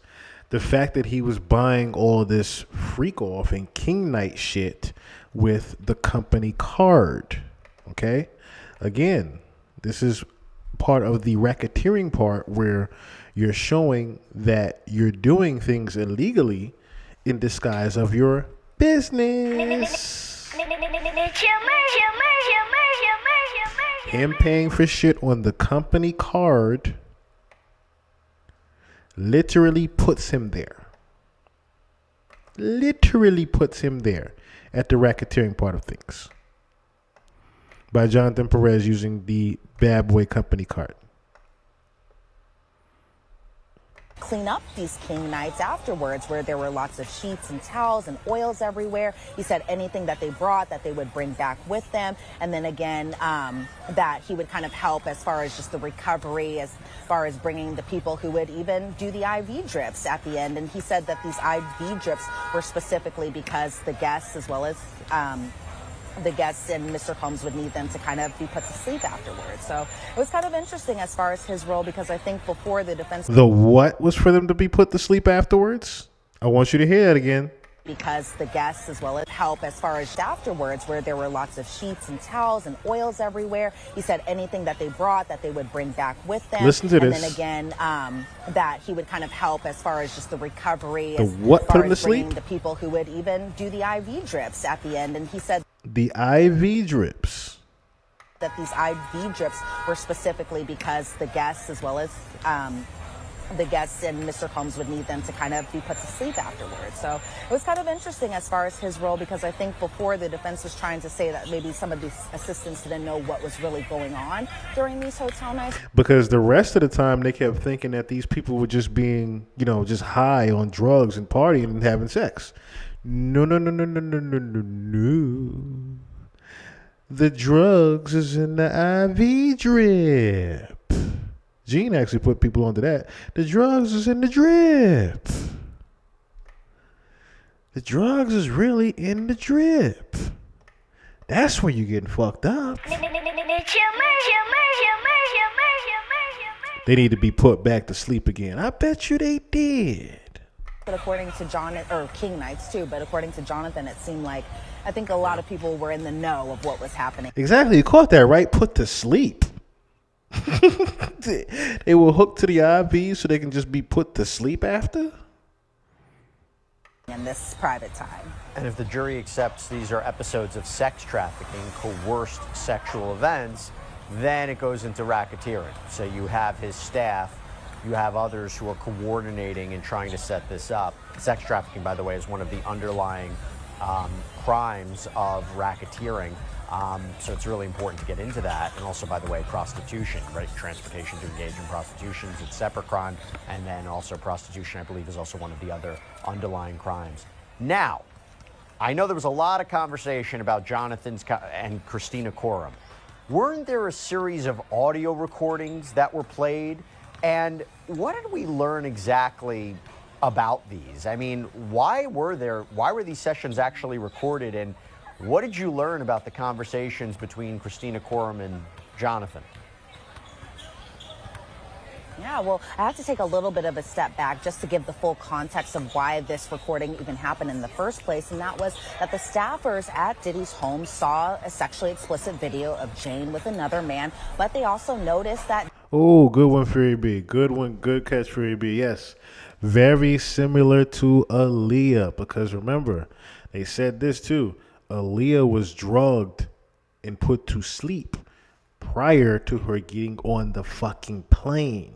She was unconscious when she got on the goddamn plane. Diddy was in this particular recording too, because this video clip or this sexually explicit video was found on an iPad that was used mainly by the staff. And so the videographer, Brandon, showed this video to Jonathan, and Jonathan said that he ended up seeing a portion of this video, again, that being on the staff iPad. He saw that Diddy was in the background. He didn't see who the other man was in the video, that being the other man outside of Diddy, but he just knew that it was a black man and that Jane was also seen in this video too. And so John told Diddy about the video, but he also told Christina Coram. However, he told Diddy first. And so he said Diddy's reaction to people kind of knowing about this particular video found on the staff iPad was that Diddy was surprised about this, but then there were no more conversations between Jonathan. I was just going to say it. It's a lot of things that happen in this court case that's very blink twice-ish from, somebody mentioned it before, when Cassie's testimony was going and how Cassie would be getting knocked out, like when she got knocked out on the bedpost, like she would just be getting knocked out, like all the physical abuse that was happening to her, and her just being knocked out to where she was unconscious all the time, but still be up and ready for the sex parties. You see what I'm saying? Man, Blink Twice, where he literally would hypnotize her, where she probably wouldn't remember half of the shit that she was going through unless it was in flashbacks through therapy. Very, very similar things from Blink Twice about this sexually explicit video. However, Christina Coram told Jonathan, okay, in the future, you just bring this to me and then I'll bring it to PD or Diddy or Sean Combs. And so Jonathan ended up speaking with Christina Coram 6 months later after revealing to them. Also, shout out to Zoe Kravitz for even releasing that movie right before the Diddy trial, so people would have an idea of that in their heads too. Shout out to her being smart enough to do that. That he saw kind of a portion of this sexually explicit video because Christina Coram wanted to reiterate or get Jonathan to reiterate his story because she got a call about the video from someone outside of their organization. And so Jonathan didn't know he was being recorded around this time, and we did hear the audio recording. It was played in court. It was from January 30th of 2023, and the jury was able to follow along with transcriptions that were shown in front of their little exhibit screens. And so what we did learn about this audio recording is that Christina Coram says, I don't know how to bring this up. Bring that Bosu ball over here. You can sit on it so you're not standing. But She says it was brought to my attention last night and tell me step by step what happened. An outside person brought this information up to me. Did you talk to anybody? And so Jonathan is saying, you know, I didn't talk to anybody about the sexually explicit video. And Christina Corum is like, okay, well, were you inside the house when this was being discussed? And Jonathan is like, okay, well, Brandon was there, and he was saying that there was something on this iPad. Christina Corum is like, okay, well, who all was in the house? We can check the cameras inside the house. And then Jonathan is saying, okay, I was just trying to save him being Diddy, as far as telling him ahead of time that he saw this sexually explicit video, just so that way if Diddy wanted to delete this video, he could delete this video. And so Jonathan said that he didn't talk to anybody else about this sexually explicit video outside of the conversations that were had between everyone. And so he did say that Brendan wanted to tell Rob about it, but the advice was to just initially delete the video. But then Jonathan said, let's not delete this video in case something were to happen. It's kind of similar to what he had been testifying to even today. And so Diddy initially wanted to launch an investigation into how this those words kind of bit him in the ass. Video. Those words kind of came to bite him in the ass. They literally came to bite him in the ass. Let me see, where's the funny part right here? Let me see if I can find it real quick. It's a funny ass part of his testimony from Perez. I thought I paused it on it too. Damn it. Where is it at right here?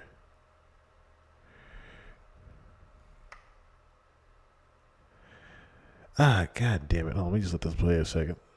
Onto the iPad that is mainly used by the staff. But Jonathan believed that the video was recorded on the iPad. And then Christina Corum asked if Brandon might have told other people. John said Brandon was freaking out about it, kind of insinuating that he didn't tell other people because he was so nervous about it. And Christina Corum is like, okay, well, was anyone else there? Were the housekeepers there? Was the chef there? And one thing Jonathan did admit while on the stand is that he didn't relay to Christina Corum that Chef K was actually inside the theater when this was being talked about.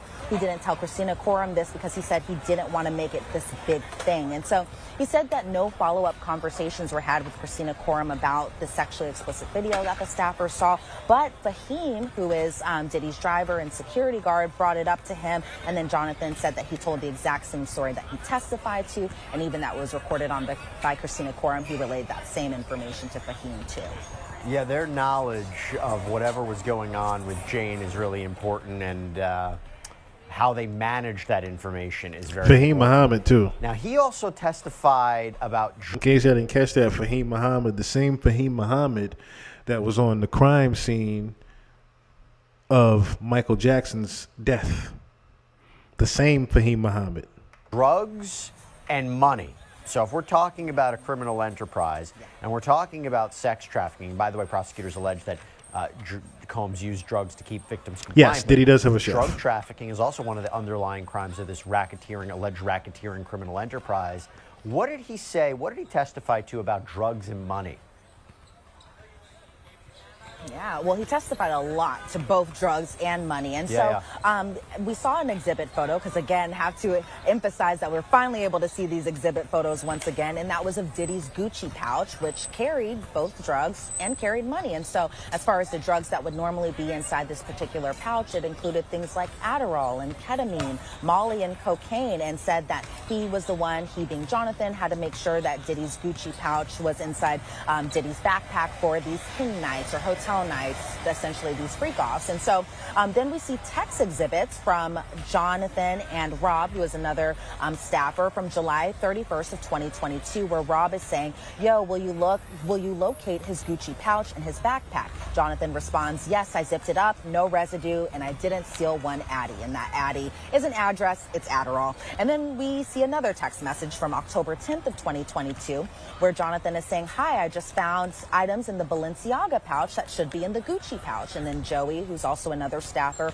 responds with this confused face emoji. And then Jonathan is talking about how he means cocaine as far as the residue is concerned. And then Joey says, okay, well, he probably needs it at PT, that being physical therapy. And I think it was just a joke between Joey and Jonathan. And so as far as just other drugs that Jonathan purchased on behalf of Diddy, he said that Diddy or even other assistants would ask Jonathan to purchase or grab drugs for Sean Combs, such such as Xanax that he bought, cocaine that he bought, and then Molly that he also purchased for Diddy. And he said that he would get them from presumably drug dealers that were named Baby Girl and another one named Guido, who Jane had even recalled when she was testifying too. And so as far as where he got the cash from, he said he normally got it from Diddy Security. So then we see text messages between Jonathan and Fahim. Again, Fahim is one of Diddy's security guards from February 15th of 2024. So just last year, where Jonathan says, "Hi, Fa, just had Dontre pull out $1,200. $700 went to Guido. I'm about to go to the store and buy food with the remaining $500. Then we see receipts that were sent to Fahim, I guess, for reimbursement of this money or just to prove that he actually purchased what he said he was going to be purchasing with that money that was given to him. And then Jonathan, in another text message to Fahim, says, "Hi, can you pull $2,100 for a guy coming tonight, plus a little more than $1,500 in cash?" And so then we just kind of see more text exhibits too, just as far as him procuring cash that even involved kind of hotel nights. So then we see text messages from Jonathan to Fahim, and he's kind of in a group chat where he's saying, "Fa, he's asking you to bring cash. Is it at the house? Let me know." And then Fahim responds, "Robin never gave us the cash." And then Jonathan said, "Hi, Fa, putting PD on this text with us. Need $3,500 for gas." Fahim responds, "Copy." And then Jonathan says, "Can you leave it in an envelope?" And then he ended up testifying he doesn't know exactly what had happened to. Now, if you haven't caught on already, what they're doing with Jonathan is pretty much narrowing down the transactions through Jonathan. Because if you narrow down the transactions with Jonathan, you don't need Christina Coram. You don't need Christina Coram because Christina is right here. You don't need KK to testify if Jonathan is testifying saying Christina is. No, she's right there handling the transactions with me. That money that was in the You don't need her anymore. Kind of oh, I didn't know I was muted. So what I was saying was pretty much the reason why they have Jonathan Perez going through these line of questions now, is pretty much to narrow down the transactions that was happening through the racketeering and the sex trafficking. So without having Christina Coram, who was compromised, come up there and testify and lie on Diddy's behalf, you have Jonathan Perez, who cannot lie and pretty much, is under oath with the feds, pretty much narrowing down and detailing all the different transactions between the sex workers and Bad Boy and how these things were being paid for with Bad Boy money. Because with Jonathan Perez testifying that that stuff was coming from Bad Boy money, you don't need Christina Coram no more. You don't even need her to say anything. Great deal of text messages that show just kind of how the kind of chain of events would occur whenever Jonathan needed money to give to either Diddy for to purchase drugs, or it would either be given to them for hotel nights or king nights, or to the guests, because when he's talking about guests, he's talking about the women that were in these hotel nights / king nights over either in hotels or at places like Diddy's residence or Jane's home too. By the way, what was this about that he had some sort of FaceTime call with Sean Combs? Yeah, so it related back to what had happened on June 18th and 19th of 2024, and we know that to be the incident involving Jane and just the physical assault that she had testified to when she was testifying. So as you may recall, when Jane was testifying, she said that Jonathan was called during this particular night, and so Jonathan kind of gave his answer as to what his role was on that night, where he said that he brought Diddy over to Jane's house initially, and that a few hours later he got a FaceTime call from Diddy, and as far as Diddy's demeanor was, Diddy was angry and seemed annoyed on this particular FaceTime call. So then the prosecution was like, okay, well, did you see Jane? Did you see her face? What was kind of her reaction to what was going on? And Jonathan said that Jane was turned away from the camera. And so zero. In my opinion, zero chance that Trump pardons Diddy, because prior to Diddy being arrested, or should I say prior to even Trump becoming or running for president, remember, Diddy did an interview with Charlemagne in which he was saying he needed to create the new black political party and they needed to keep Trump out of office. Diddy had FaceTime Jonathan. I doubt Trump forgets that he did that. to confirm whether or not another woman was on this trip, because if you remember from Jane's testimony, kind of the start of their argument was whether or not another woman that Jane was kind of jealous of was on this family trip with Diddy just days prior to him coming over to her house. And so Jonathan said that it seemed like Diddy and Jane were arguing, and that Jonathan told Diddy that there wasn't another woman on the trip. And so he also said that then the FaceTime call ended, but then Jonathan told Christina Coram and Fahim that Diddy and the guests were arguing. And so we saw text exhibits from June 18th of 2024 when this incident happened, where Christina Coram is saying, "Heads up, PD going to guest house tonight." And then that following kind of early in those morning hours on June 19th, Jonathan says, "Me and PD en route to location. Heads up, him and guests are fighting. I'm about to go pick him up. Just the normal, her being jealous of other women and yelling at him." And so that's where another message from Jonathan, where he says, "Just heard from him being PD or Diddy." He said he's not going to, he said. So pretty much there was an argument amongst the women trying to actually have a relationship with Diddy. Or should I say, some of them were actually just, wondering why certain ones were getting favored over the other. Say, for example, when Daphne would mention during her testimony that she was pretty much jealous of Young Miami. So you have Young Miami. See, here's the thing that people didn't catch on to, and I'm going to play that interview in a second here, because he don't own Revolt no more. I figured that out with when I played the Drink Champs clip. That was literally a bait. They didn't really get me for the Drink Championship. So I'm going to play that in a second. The Young Miami and Diddy interview, right? Because if you really think about it, Young Miami was a front for the business also. His relationship with Young Miami was no different than his fake relationship with Cassie. No different. You pretty much have someone that you are trafficking, but you say that they're an artist. They say that they're your artist, that you're managing them. Young Miami wasn't even signed to Bad Boy.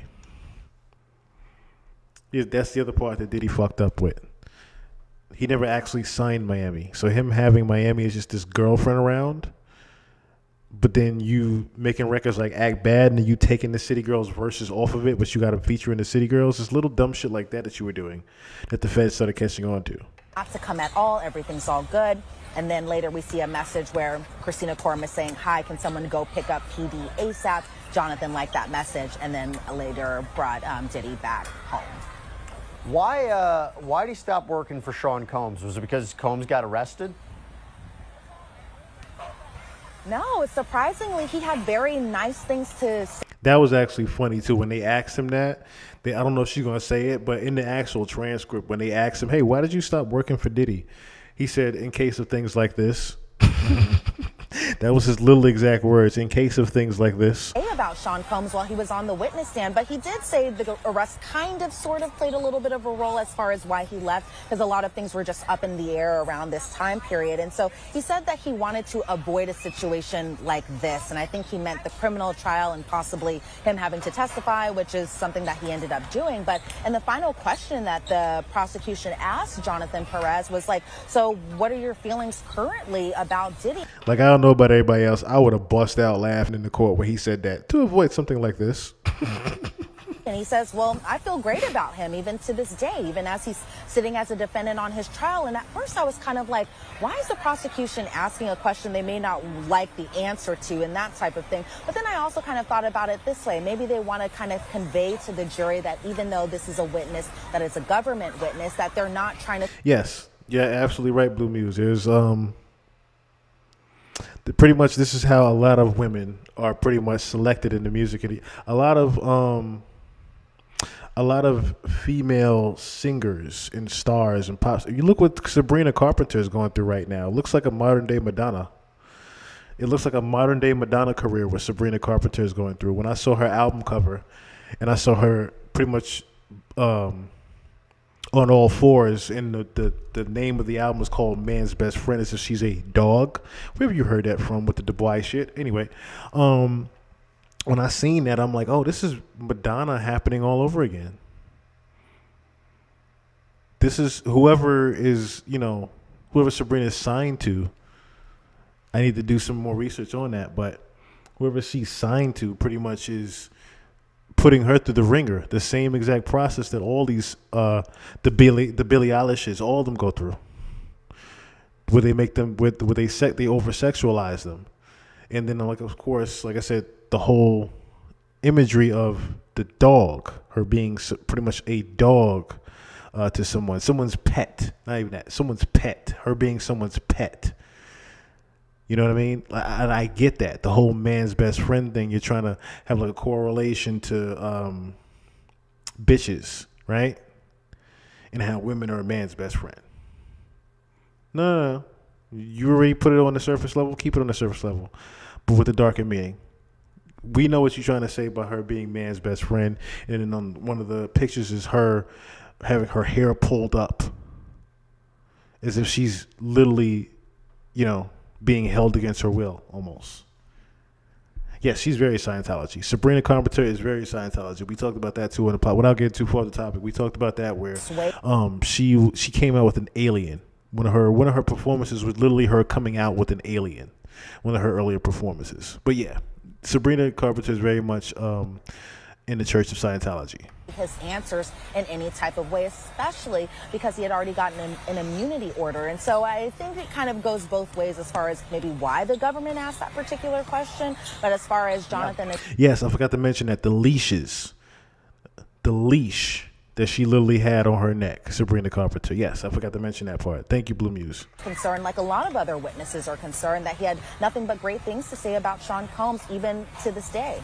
It arguably makes him more credible, right? It doesn't look like he's got a vendetta and he's got a crusade against Sean Combs. They're using his testimony, not to, be combative. They're using his testimony to help fill in the pieces of sex trafficking and prostitution and racketeering in different ways. Having said that, he also was subject to cross-examination by the defense. So what happened when they had a turn to question him? Well, I will say you can kind of tell when the defense team likes a particular witness because they're not very aggressive, I will say, in their cross-examination. And it probably helped that Jonathan said that he has nothing but great feelings about Diddy even to this day. And so the cross-exam was conducted by Brian Steele. And so with Brian Steele, I was kind of like, okay, is he going to get aggressive? But he was pretty just kind of above board with this, as he normally is, right? But he wasn't aggressive like he was kind of with Mia while she was testifying. But as far as just the cross-examination is concerned, they really kind of brought it back to... Absolutely. Excuse me. Absolutely. We see the patterns that have been going on in Hollywood forever. Through decades. That's why I mentioned the whole thing with Pig Night in the Playboy Mansion. King Night is literally the same exact thing. To where they had these girls pretty much be sex workers. They weren't models. They weren't Playboy models. They were sex workers at the end of the day. That's really what Hugh had. Hugh was literally doing no different than the Weinsteins and what Diddy is doing. He just ended up passing away before everybody figured out what he was doing. But he pretty much was doing the same exact illegal pimping that everybody else is doing right now and getting caught for. The last thing he said under direct examination or direct testimony, where Jonathan said that he still respects Mr. Combs even to this day, that Diddy had motivated him and inspired him. And then they kind of go back to October 26th of 2023 because the defense was saying that was a particular day where Jonathan saw that Diddy was upset, he was crying, something had happened on that day. But Jonathan was saying he doesn't necessarily remember, but he said he got his memory refreshed after a bunch of text messages were shown to him, but just that he remembered Diddy just being upset around this time frame. Then they kind of get into the search that happened by HSI of Diddy's homes in Miami and Los Angeles, where the defense was pointing out that Jonathan had access to the bedroom and to the bathroom and to the closet. And then I think they were kind of trickling in Andre Lamont and what he had testified to just a little bit earlier before Jonathan Perez, as far as asking Jonathan questions like, did you see firearms in any places outside of the security room or that security had it? And so Jonathan said that he didn't see firearms in Diddy's bedroom and bathroom, places he had access to. He only saw firearms with security. And then Jonathan said that he worked for other celebrities too who also had security too, and that there was just a lot of wealth in the house kind of making the point that there's reasons that there was kind of a lot of weaponry on the property. And so the defense was also pointing out that even after these raids had happened, that Jonathan still continued to work for Diddy. And so then they kind of get into Jane a little bit, how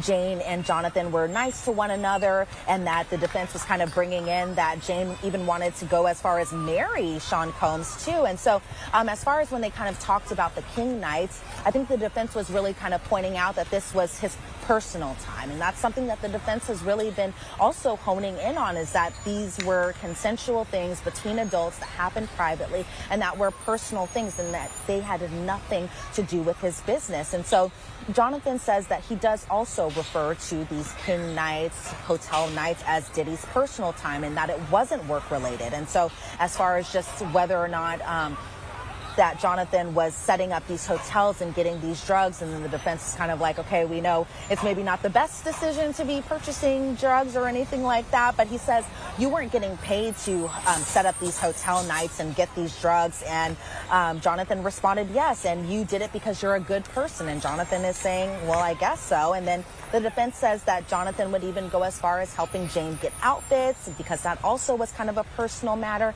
and because him and Jane were very kind of nice and chummy in a way to one another, that this was just kind of a personal thing. And that the defense was also pointing out that as far as... You know what's funny about that? I want to get too far on a tangent, but what's funny about that is Daphne was pretty much trying to make her way in. Like, she was just naive to this whole shit. Either that or she was just too high. She was still being kept high and her rent being paid, of course, every month. That's one benefit to that. But Daphne was trying to make her way in, even while he was she knew he was being investigated, in a sense, right? She tried to make her way in and be the number one girl. That's how jealous she was. That's literally how jealous she was of Young Miami, to where even when he's on the way down, supposedly, she's still trying to make her way up. Cleaning up the hotels afterwards, it wasn't because they were doing it to kind of hide or conceal evidence or things that were non-consensual, any of that. It was because that they just didn't want to burden the hotel staffers and have more mess on the hotel staffers' hands. And so then as far as just Jane is concerned and just her willingness to be at these King Nights or hotel nights, the defense was saying that Jane didn't appear hesitant, and Jonathan said that's true, and that Jane didn't appear unhappy after these King Nights, and Jonathan said that's true. And so even as far as just the incident with Christina Quorum and the audio recording and just the video, sexually explicit video of Jane on this iPad, the defense says that Christina Quorum was actually questioning Jonathan about this because this video was a personal matter, and that it was on the staff iPad, and that, again, he didn't want to be kind of embarrassed that his staffers were seeing this personal, intimate video of him with him in the background of this video, and then Jane's in that video, that type of thing. And so the defense was really kind of like, okay, well, how much of your time on the job was really spent setting up these hotel nights or King Nights? And then Jonathan said that these personal matters were just kind of 1% of his entire role as an assistant, whereas all the other stuff was 99% of the time. And that the defense was pointing out that, Diddy's not very proficient with technology, I think kind of also playing into what had happened just with the whole video recording found on the staff iPad. And that was a moment where Diddy kind of chuckled and he laughed at the defense table. And even as far as Diddy's kind of relationship, that being, the professional friendship relationship that he had with Christina Quorum, that Diddy and Christina Quorum were particularly close, that it wasn't a sexual relationship or anything like that. The two were pretty much like best friends, and that then the defense was asking about Jane and whether or not she's like a confident, strong woman, because when Jane was testifying, she was talking about how she didn't leave after the incident that happened on June of 2024. And so then they really kind of ended their cross-examination really just talking about just the money. And it was really just the money as far as just mixing business money and personal money, and that referred to just the cash. And so Jonathan said he wasn't sure if Diddy was mixing the business and personal money for cash for King Nights, or if he was paying off the credit cards with the business money that he was using for just these personal matters. And so Jonathan said that other celebrity assistants also get personal items for their boss, and he said that it's not a cover-up for the hotel booking to be in his name, because the jury saw a specific exhibit where the hotel booking name was under Jonathan's name, and then Jonathan texted Diddy the room number, and they were saying, okay, well, is it possible that this hotel was put under your name, because if the staffers were to see it was booked under Sean Combs' name, then there might be, paparazzi or crazy fans, and it's just more for privacy reasons, and something similar to what a lot. Yeah, definitely business practice if you're a famous person to use your assistant's name to do bookings. What's not common to do is you dressing up like a Muslim in high heels watching your girl get fucked while you sit there in a Muslim outfit and high heels. A lot of celebrities have been reported to do too, and so then the defense is really kind of talking about how even Jane kind of helped coordinate these hotel nights, and that Jane and Jonathan would text about Jonathan getting Jane things like avocado toast and just orange juice, and that Jonathan would also text Jane about picking up things that were like lingerie and just like kind of sexy outfits and that type of stuff. And so that was really kind of the basis of their project. You know what's crazy when I think about that too? Oh, I noticed they didn't even get into it. They probably gonna wait till the end. But I noticed too when I think about that with the whole high heels thing. The only other thing I think about is Burna Boy. You remember when Burna Boy was seen looking like this? And everybody was like, no, not Burna Boy. But he ain't been able to recover from this. When he was seen leaving a P. Diddy party recently, and they found him looking like this.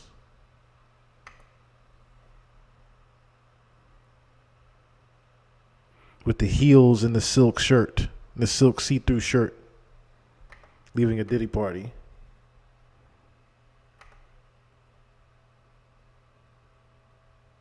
He was wearing a blouse and heels. A see-through blouse and heels, leaving a Diddy party.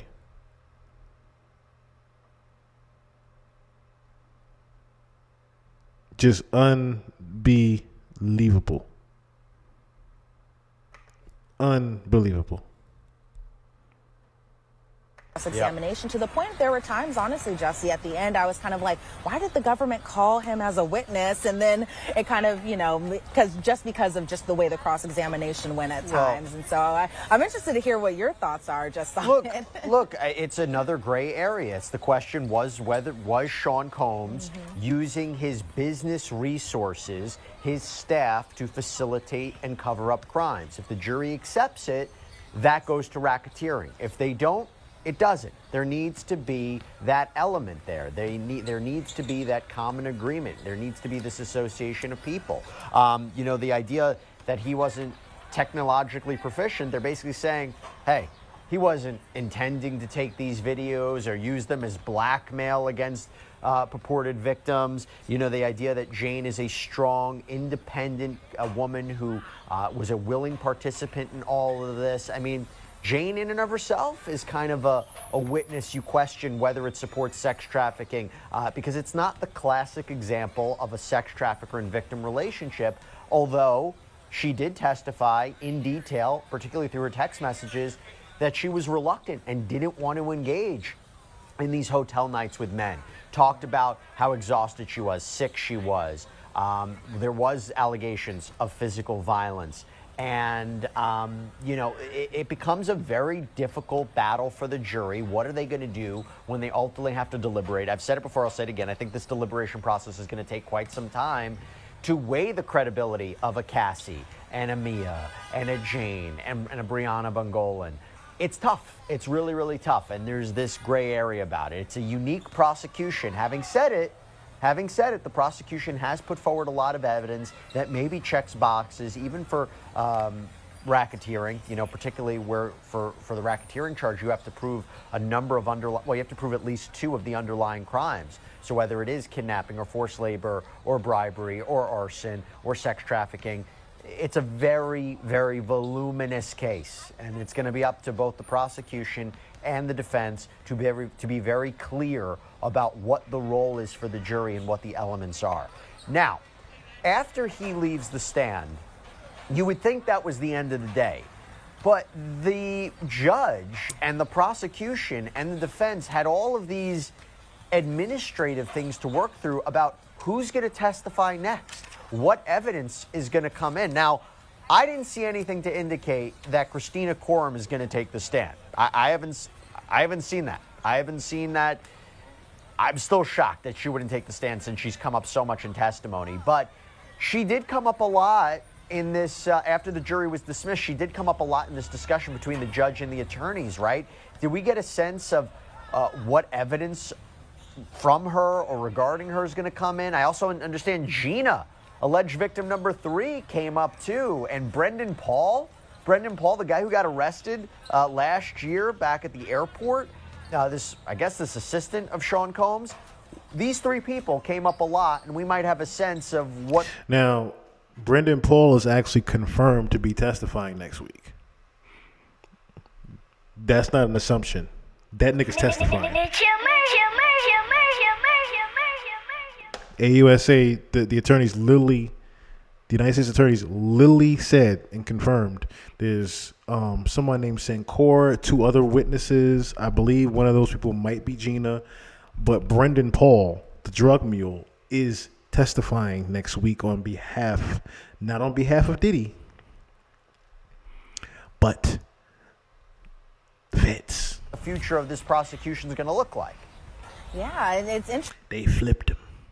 Because it was after this whole discussion about the jury or the juror, whether or not this particular juror is going to be dismissed. But it seems like from the government standpoint, they're ready to put on at least one of their summary witnesses on Monday. And so we're learning possibly what some of these summary exhibits might really contain. And so there were particular exhibits that the defense objected to about videos and images. And these were exhibits being screenshots from Christina Quorum. And so the defense was saying, we understand the probative value for the government, but taking these photos and screenshots out of the summary, it's kind of a 403, it's prejudicial, and that Christina Quorum took these screenshots because she was directed to by her counsel, whereas the government's saying there is high probative value when it comes to these particular screenshot messages, especially when it comes to Christina Quorum's knowledge, especially involving her Diddy's relationship with Jane. And so the government said that Christina Quorum continued to facilitate hotel nights even after 2023, because the defense was saying, okay, well, Jane facilitated, and she testified that she facilitated the next hotel nights at the Four Seasons. And when they would do hotel nights at Diddy's home, that it was kind of Jane doing this, whereas opposed to the government saying, okay, well, these hotel nights were facilitated. All right, so I noticed they probably not going to get into, I'm going to skip like 30 seconds. I just want to see if they mention Clear it. on whether or not these were text messages, or Kaplan testified that he saw Diddy being physically violent. The judge ended up siding with the defense in this matter about this was Brendan Paul's arrest because he allegedly was carrying drugs on behalf of Diddy or for Diddy. And he. Okay, so yeah, they don't mention it. But yeah, again,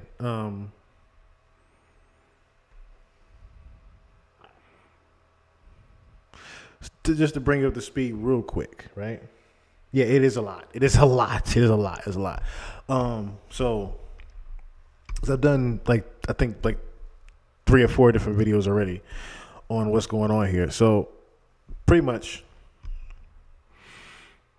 like I said before, the feds put together a real good. I'm gonna have to sit down. I'm gonna have to sit down in a second because, like, as you guys see, I'm pacing back and forth. It's not because I got pissed. Like I said before the beginning of the pod, I don't have all my shit here. I don't have nothing from storage here, so I don't have a chair. So I'm gonna be going to the bathroom in a second to just sit down and finish the pod there. So if it look or sound a little awkward, I apologize. But I'm gonna be sitting in the bathroom because, like I said, my leg is getting tired. For the rest of the pod, I'm gonna be sitting down. I started out with Cassie, of course. The feds wanted to make sure that they had a solid start point, so they used Cassie. What the feds pretty much did was piece together how this was actually this was actually sex trafficking and racketeering going on, and that the RICO was, it's confirmed to be a RICO through the business transactions that he's doing with the company money, purchasing things for the sex workers, purchasing sex workers, as well as him having these freak off and king nights. All these things are being used with the Bad Boy Company money. Now, they started off with Cassie, of course, because Cassie is the initial witness that set it off with her lawsuit, right? So she's a key part of the entire case in regards to, like I said before, the whole blink twice thing, all the things that were happening to her being sexually assaulted, her being domestically assaulted in a relationship and things like that. Then they paint the pretty picture of, okay, so this isn't the only person that he did this to, right? Then you have the assistant, you have the people that witnessed what happened to Cassie. Then you have the friends of Cassie that also faced physical and sexual abuse from Diddy. Then you move it down the line to, okay, all right, so now we have the proof of him actually assaulting people, him having a certain personality, and having a certain way of relationship with women. Okay, him having a bad overall relationship with women. Okay, you paint that pretty picture there, right? Now you get down to in between this, right? You have the Kid Cudi, right? You have Kid Cudi who takes the stand, right? So Kid Cudi takes the stand now. You're now proving the violent part of him doing things, because with Kid Cudi taking the stand, you also have to bring up Capricorn Clark, which is actually a former assistant of Bad Boy and Diddy, who Diddy also sexually assaulted, held at gunpoint against her will, and not only forced her to commit criminal acts, but she was also a victim of rape herself. So then, like I said, you have this whole picture again being painted of how this is a criminal enterprise now. Now, how you put the nail in the coffin is what you're doing right now with having the Jonathan Perez's come up there, having the Brendan Pauls come up there, because now you don't need a Christina Coram, you don't need a D-Rock, you don't need certain people that's already on the staff or paid off by him already, because like they said before, Christina Coram is also still talking to Daphne, right? So you don't want Christina Coram coming up there, right? But you have Jonathan Perez coming up there, who doesn't necessarily know his line of questioning ahead of time. Now you can pinpoint the transactions that are happening within this RICO case and this racketeering. I'm gonna have to get some faucet water in a second because I know it's still raining outside. I ain't got time to go to the store. But then you have, like I said, now the racketeering part of it comes into play.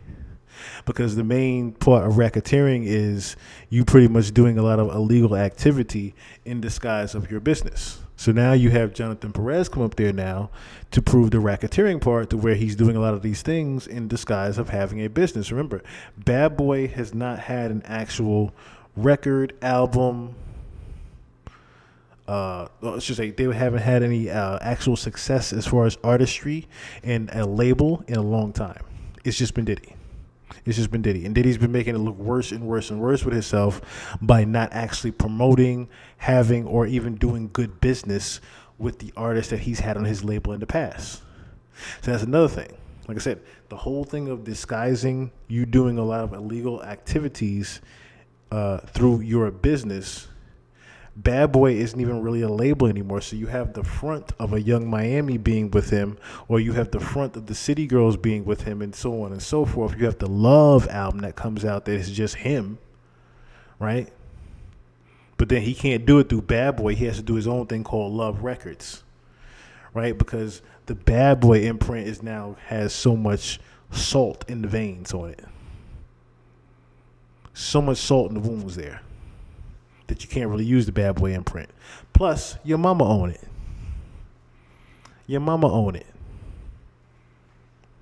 That's another thing, too. So you're trying to make it so... Don't forget the like. Yes, please hit the like button. Please hit the like button. So you can't forget the part that Janice owns Bad Boy, but you also cut her in on Love Records. So, like I said, to summarize everything, what they're even getting to down now, down to now, like I said, is proving the part of the racketeering. They started out with the sex trafficking, with having all the witnesses, even leading up down to Daphne, because Daphne herself said that she was dating him, quote unquote, all the way up until the arrest, right? So she was just drugged up and high and along for the ride because her rent's being paid $10K. But the other part of that is, I think I have this pulled up already too. The other part of that is, right? Because this was the thing that and shout out to Surprise Witness TV and BJ Investigates. The other thing that got the tweet heard around the world today was TriStar. TriStar. This little tidbit right here. I'm gonna pull up this picture here real quick. This was the tweet heard around the world earlier, because this pretty much linked, again, the RICO part of things. Now, I doubt they're going to get real deep into it, but this particular question here, they got asked to Perez. And I don't think Steele even meant to mention this, because I can see how naive Brian Steele is from the Young Thug case. That he don't know what's going on behind the scenes with Illuminati and all that other shit. Because his ass asked, it was TriStar which designated the payments, not you, right? Jonathan goes, yeah. Still goes, no further questions. That was the tweet heard around the fucking world today. Because that links the whole Robin Greenhill thing that Rod mentioned.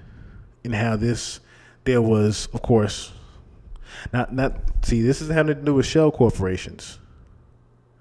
But the TriStar thing links to Britney Spears and Lou Taylor. So if you guys want to do some research on that, like I said, that would be a whole nother 3-hour rabbit hole if we went to Lou Taylor and Britney Spears. But Lou Taylor is a huge piece to the web as far as the Kardashians, Corey Gamble, Fahim Muhammad, Michael, Diddy, Jay-Z even. TriStar literally links every fucking body. TriStar literally just said, that's why I guess Steele said no further questions, because like I said, that one just was the super link to, no, there is some other shit going on. Because that's like you finding out BlackRock is the investments in court. That's literally like you finding out BlackRock was the investor behind a lot of shit that was going on with Trump. Finding out that TriStar designated the payments. Okay, so now, again, you have more proof of the racketeering part. Right? Now, that's Exhibit A. You bring this up here, too. Remember I said before with Robin Greenhill, with Jonathan Perez being at the stand, you now also prove this, right? Can I zoom this in a little bit? I don't know if I can. Yeah, you now prove this. Robin Greenhill, the accountant, would ensure the wiring, funds transfer, or cash payments to sex workers. Frankie Stella, Moy Bien, Brendan Paul, KK would also be responsible for ensuring payments to sex workers in cash. And then who's he list the following? Young Miami, Jade, Daphne Joy were paid a monthly fee to work as Mr. Combs' sex workers and received payment via wire transfer from Robin Greenhill, which outlined defendants' ongoing criminal operation. So, this is why they threw out Rodney Jones' case, in a sense. Because the feds already had all this shit. Remember, we talked about this in the pod before. They've been doing an investigation on Diddy and Jay since the early 2000s. They just now came for Diddy. But they've been looking at this nigga since the early 2000s. Because remember, they mentioned him before with, who was that, Jimmy Henchman? I mean, they mentioned him with Jimmy Henchman, and he asked Jimmy Henchman specifically, "Hey, Jimmy, have you heard anything about Sean Combs messing with underage boys by chance?" Of course, Jimmy Henchman didn't give him up, but why would you just randomly ask Diddy that? Why would you randomly ask that about Diddy? And then lo and behold, we hear these later allegations of Usher, Justin Bieber, to name a few. Right? The Fed's been looking at Diddy. They've been looking at him. That's why they didn't need Roddy Jones' case. They already had all this shit. They were just going to be ready to prove it in court already. Yeah, it seems like $600 million was floating around. Everybody was borrowing. And did you notice Britney, the Kardashians? Like, what the hell? Maybe the artists are money laundering for the elites. Yes. Some of them are. Some of them are. Some of the artists are. But then there are other artists that are pretty much just blind to this whole thing that's going on. But that's one of the real parts of the blackmail for some of these artists, some of these higher paid artists, I should say. And that's what Jonathan Oddie was getting at with Diddy. Jonathan Oddie literally said that in his interrogation, like, yo, the hip hop thing is a front for him to sell the drugs and the women. The hip hop thing is a front for him to traffic the women and sell the drugs. He literally said that. He said Diddy's whole operation is a front. You think the feds don't know that now? After talking to Jonathan Oddie? Diddy goose is cooked. Diddy's goose is cooked. Now, another interesting thing that happened in court, but they didn't get to. I wonder why they didn't get to it, but I like that TMZ got down to it. Right? Was the exposing of this said rapper that Daphne supposedly had relations with, right? Now, I can say the name, of course, now because I'm not saying the other name that they pretty much describing her with, but pretty much in court, right? Everybody to put two and two together who Jane Doe is, right? I'm not going to get in trouble for this part because everybody to put together who Jane Doe is, right? So I'll put a simple fact for the sake of the thing. I'll say it that, right? I said that Jane Doe was at a certain Vegas party. I'm going to play the TMZ clip in a second. But this Jane Doe was at a certain Vegas party, right? Into which there was a said famous rapper with a famous wife, okay? With a private jet. And this famous rapper wanted to have relations with Jane Doe, regardless if the wife knew or was there or not. Now, I'm going to let TMZ take it from here, but I'm going to let y'all put y'all thinking hats on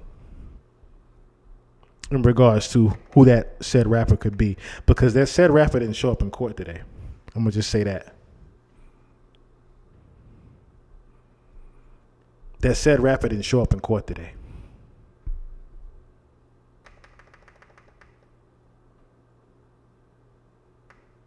Say again, he did not show himself.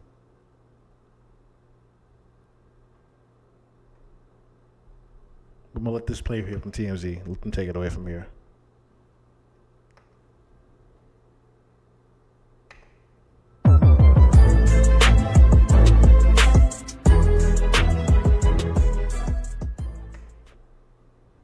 Day 25 of the Diddy trial, and the woman known as Jane has finally finished her testimony after 6 days, 4 days on direct, a couple days of cross, a little bit of redirect.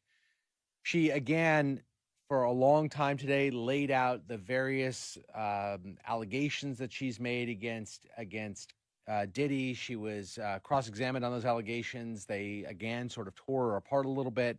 But the most interesting thing that came up is that Diddy's counsel really wanted to ask the court to compel this woman, Jane, to disclose the name of another extremely famous rapper who was present at least one freak off. This one happened in Las Vegas. Yeah, this was fascinating. So, as you mentioned, a lot of her testimony during the day was about more allegations of violence and abuse. I think they got a little bit closer, Jason, to be honest with you, on showing the level of force and coercion that was going on. We can table that. Let's table that. Let's talk about this incident that she testified about. She says she traveled with a rapper on a private jet. The rapper was close to Diddy, and this was in January 2024, and she went to Vegas with him. And at that event, she says that she watched Anton, who was one of the male entertainers who would participate in freak-offs, right? Who she had sex with previously? Yes, Anton has sort of been involved in some of the hotel nights, as she calls it, but those are just their term for freak-offs. So Anton had sex with Jane while Diddy watched before. He's now in this hotel room, and she is there as well. And we're in 2024, I believe, because remember they said Daphne was with him up until the arrest, right? He didn't get arrested till September 2024, right? Follow. Vegas. They traveled to Vegas together. That's right. So she's watching Anton have sex in a group setting. She is not having sex during this particular incident. He is having sex with another unnamed woman, but she is there with this very famous rapper and his wife. And she says that at the party, the very famous rapper came up to her and expressed how into her he was, that he had always wanted to have sex with her, sort of flattering her. Hitting on her. In front of his wife. Unclear whether the wife was right next to him at this moment, but they were all sort of together at this event. So now, another part they're probably not going to mention is, like I said, this said rapper owns a private jet. This said rapper is married. This said rapper frequents Vegas. This said rapper also is familiar with Diddy. Who could this be? Who could this be? The wife was probably nearby, if not directly next to him. She says that she doesn't go on and say that they had sex or anything, but she did say that she flashed her breasts at this party at some point. This was also an incident in January 2024 that later, when she was with Diddy, he accused her of betrayal over that trip because this was a close friend of his. She went without Diddy to this, and Diddy was upset that, hey, you went to a freak-off without even me involved. You're supposed to be my person to do freak-offs with. I don't want you out there doing any old freak-off. So during this testimony, Diddy's lawyer, was it? Mark Agnifilo. Oh, it was Agnifilo. I believe it was Agnifilo. Mark Agnifilo says to the judge, Your Honor, we want this witness to be able to name the rapper that she is describing. She makes him seem like he's extremely famous. He's there with his wife, also unnamed. And Agnifilo says, I want, because previously they had discussed that she was not to name this person. And he says, I think it's important that the jury hears who it is that she's describing. Yeah, because it seems like the testimony over this incident is intended to convey the idea that Jane was someone interested in just being around celebrities for clout. Like she was out there. If it wasn't Diddy, it was another guy she wanted to glom onto who was very famous. And they're trying to paint a picture that this isn't a victim of some coercive relationship with Diddy. This is someone who likes to bang celebrities. Yes. And she goes off on private jets. And here's this other famous rapper she was with. And they wanted that impression to be left on the jury by naming this other famous rapper. And I can see the argument, right? Because she is claiming to be a victim of Diddy's, that she was coerced into this relationship, that she didn't want to be a part of it. She was only having sex because he was paying her rent and doing all these other things, and she wanted to be around it. And they're trying to paint her out as, no, that's not just what you were about. You were quite literal. See, here's the thing, right? Like I said, they ain't going to emphasize the private jet part, but Daphne wanted to be on this rapper's private jet. This rapper's married. Another thing that they used was this rapper is iconic. Right? This rapper is iconic. Private jet, married. Knows Diddy. Frequents Vegas. Ain't but a couple names I could think of with this one. And even if I wanted to say Kanye, I can't. You know why I can't say Kanye? I don't know how you probably say, oh, but it was Kanye, though. It was Kanye. Kanye and Kim Kardashian. You know why? Because only Jay-Z owns the jet. The only other person that owns a private jet that's a rapper that's friends with Diddy is Ross. And Ross ain't married.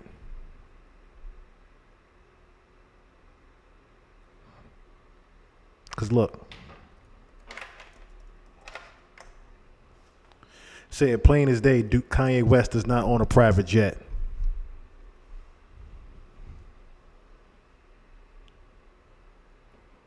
He flies chartered aircrafts. He has a customized Boeing 747, but he plans to buy private jets. He doesn't actually have one yet.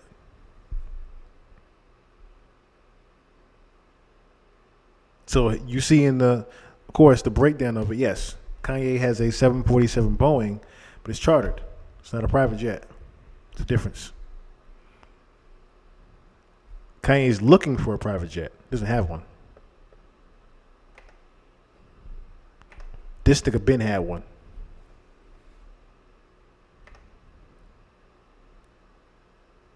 Exactly. So like I said, it's only a handful of people that you could think of. It's only a handful of people that you could think of, a Daphne Joy or Jane Doe, whatever the fuck, would want to fuck. That's a famous rapper. That's close to Diddy. That's married. Got the wife there. Private jet in where? Vegas.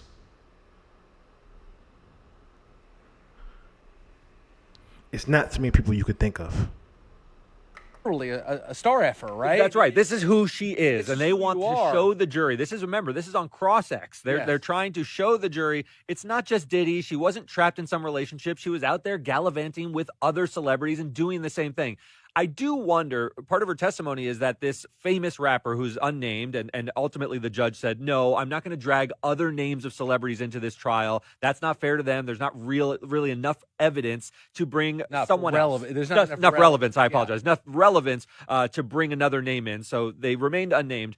But I'm not sure it sort of gets them all the way there, because she testified that this guy hit on her, this other rapper, but she didn't say she had sex with him. She didn't say anything of that nature. She said she was at the party and did flash her breasts, but that's a far cry from the testimony she's given about her relationship with Diddy, which was filled with violence and drugs. It was very different.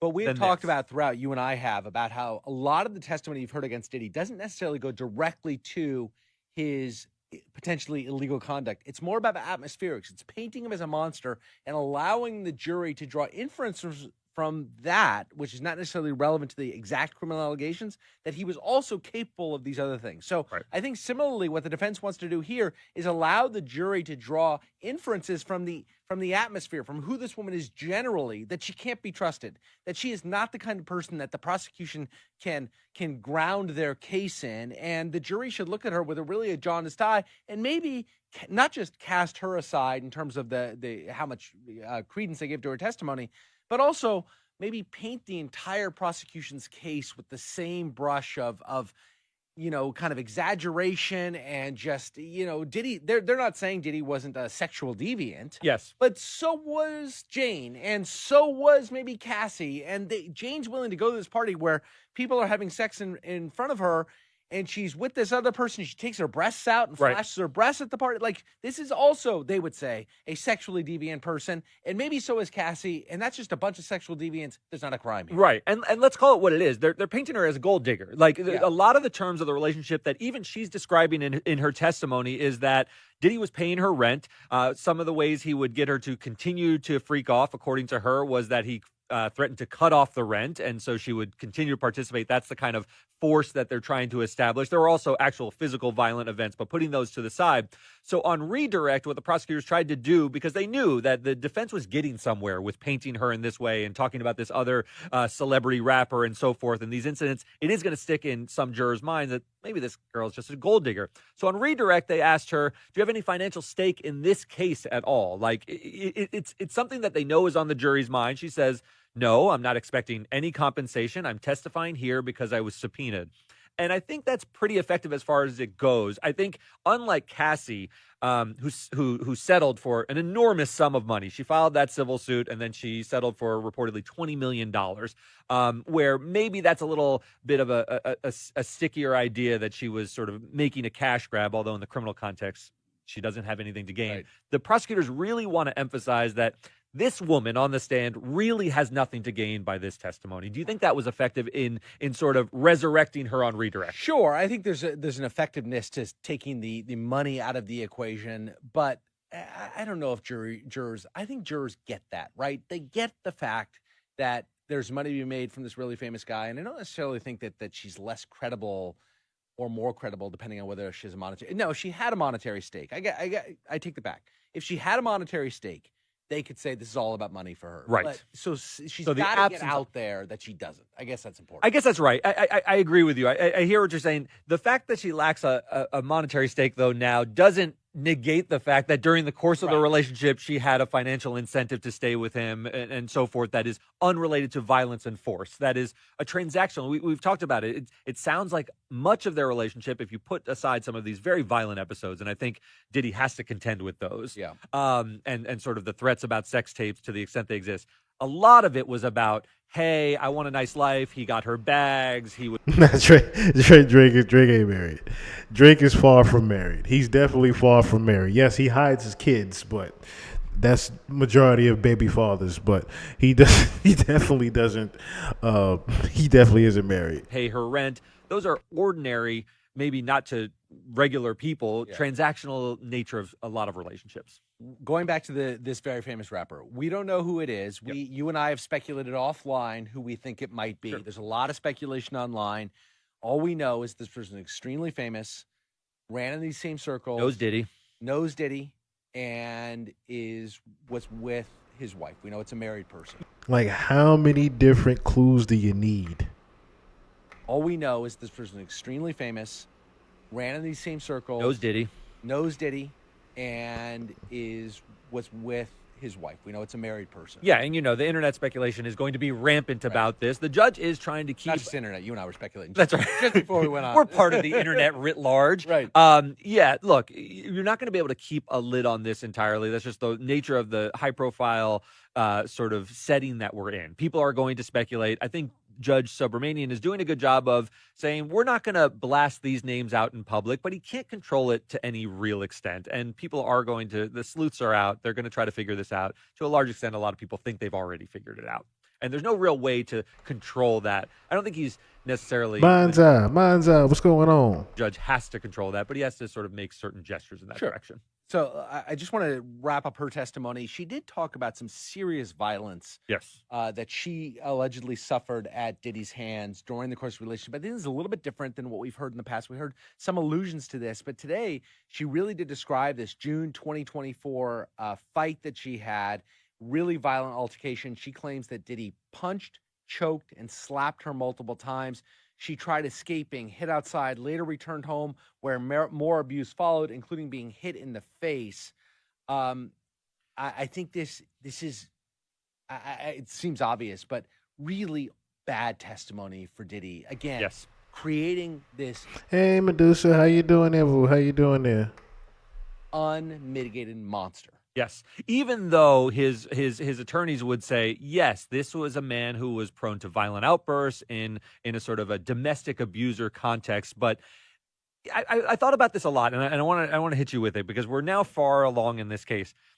There's an awkwardness that this is a federal case. There just is. And we talk about it all the time because it has to fit within, sex trafficking by force, fraud, and coercion. It has to fit within a RICO case. Not domestic violence and rape and these other things that you see in state court prosecution. That's right. And as a state court prosecution of just a straight domestic abuse, a sort of aggravated assault, these are pretty easy. I mean, if you find these witnesses credible, it would be, your mileage may vary on whether you believe all of these stories, but there's a lot of them and there's a lot of smoke there. But there's this constant awkwardness of the fit of this case, given the facts that they have and they're able to present, because he's clearly a monster. And I think most people are coming away with, wow, this guy's that part very violent. But the elements of that case, even in these domestic violence episodes, which are horrible to hear, and I'm sure they are sticking with the jury, do they relate to forcing someone into sex trafficking? That's always been the nexus that is hardest for the prosecution to connect. I do think they get there when they say he was threatening to release sex tapes. He said either get on your job and get with this male entertainer or I cut off the rent. I think those things are closer, but the violence does seem not prejudicial to Diddy, but it doesn't necessarily seem connected in the same way to me. So the only thing I would say, because I agree with what you're saying, is that I think what the prosecution is trying to accomplish here is to get the jury to hate him so much that they might overlook the fact that there isn't sort of an overwhelming amount of evidence to show the particular elements of the crimes for which he's accused. Now, there's enough evidence there that they do have things to hang their hat on. If there wasn't any evidence that he had committed the various elements, then the judge would toss it on his own. Right. This would be unfair if there were no nexus. Right.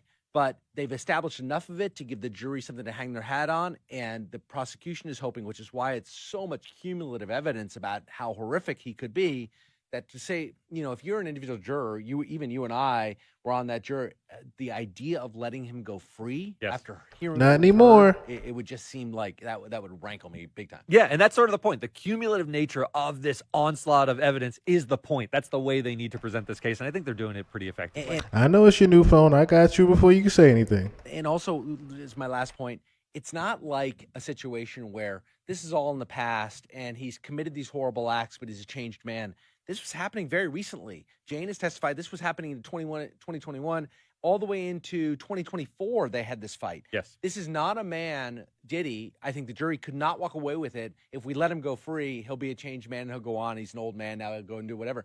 No, it would seem he'll go back to his freaking off ways. I mean, that would be my suspicion. It's a big concern, right? This is not distant past for him. This is how he was behaving even after he was being investigated. So this is a type of person they're trying to set up as he needs to be removed from society. He's a danger. Right. Let's go to some comments and questions. Melanie Blair says, Diddy is done. D-O-N-E. I'm not entirely sure, and I want to wait for the defense to present their case in chief. I think things That's what it do, chum. That's what it do. Diamond 2. will feel different when they're on the offensive and not just playing catch up on cross-examination. But do I agree with you in general? I do at this point. And I think Jason would probably agree. I do. And actually, interesting point by Tyson Lazarus. He says, I don't think there's a need for these last two witnesses. They should have filed as domestic from long ago. So I think the point is, that's what we were saying. Why not? Why did we miss these opportunities over the years? The real reason is because Cassie came forward and made this, with this tape. And I mean, it got released. We think it was probably Cassie, but it might have been the hotel who had it that released this video. And all of a sudden the feds sort of sunk their teeth into it. But it seems to be a stronger domestic violence case than anything else. You do have some statute of limitations. That's the big problem. Some of those things go way back. Violence that that do go way back. I don't know. You couldn't bring the claim based in the Cassie video. So they're getting sort of more recent crimes, this pattern of racketeering that's gone on for years, and all these various alleged crimes, the Cassie beating. They're just more evidence of the racketeering that's taken place over time. That's why you need the federal charges. I think that's right. Classy says the government should have kept her off the stand. This is an interesting take. We talked about this yesterday. Yeah, a couple days ago. Yeah. I take the comment. Has Jane been an overall effective witness for this prosecution? I am not so sure. My take is similar to yours. I think she has sort of dampened some of the strength of the Cassie testimony by being presented as basically the second best version. Best, I put in quotes, not good, but second best witness that they have to explain that Diddy's a monster, because I think her case is much more complicated. Cassie's was complicated because it was an 11-year relationship and had its own ups and downs. This one is complicated because it seems largely consensual in large swaths, right? With punctuated by violence. So it is complicated. I love Bobby's question. Why can't they say who the rapper is? It's just simply because the judge has determined that there's no real relevance to the identity of the rapper and the harm that would come to that person potentially by having them dragged through the mud. The judge needlessly embarrassing. Needlessly embarrassing. The judge has a greater obligation than just to this case, and certainly to our prurient interest. We'd all love to know. But the judge has an obligation to society writ large to protect people's names to the extent they're not specifically relevant to the case. And that's what's happening here. All right, let's go to Carter. What does the phrase behind the bar mean? It's a double entendre, Carter. Come on. There you go. Your bar is where you drink, and a bar is what we're the members of as lawyers. So we thought it was a clever name. All right, Dana says, can the government call more witnesses after the summary? All right, so we need to go into that. All right, so another thing is before we, let's see here. So, any friends with a judge The judge, yes. I would think Jay is more than anything.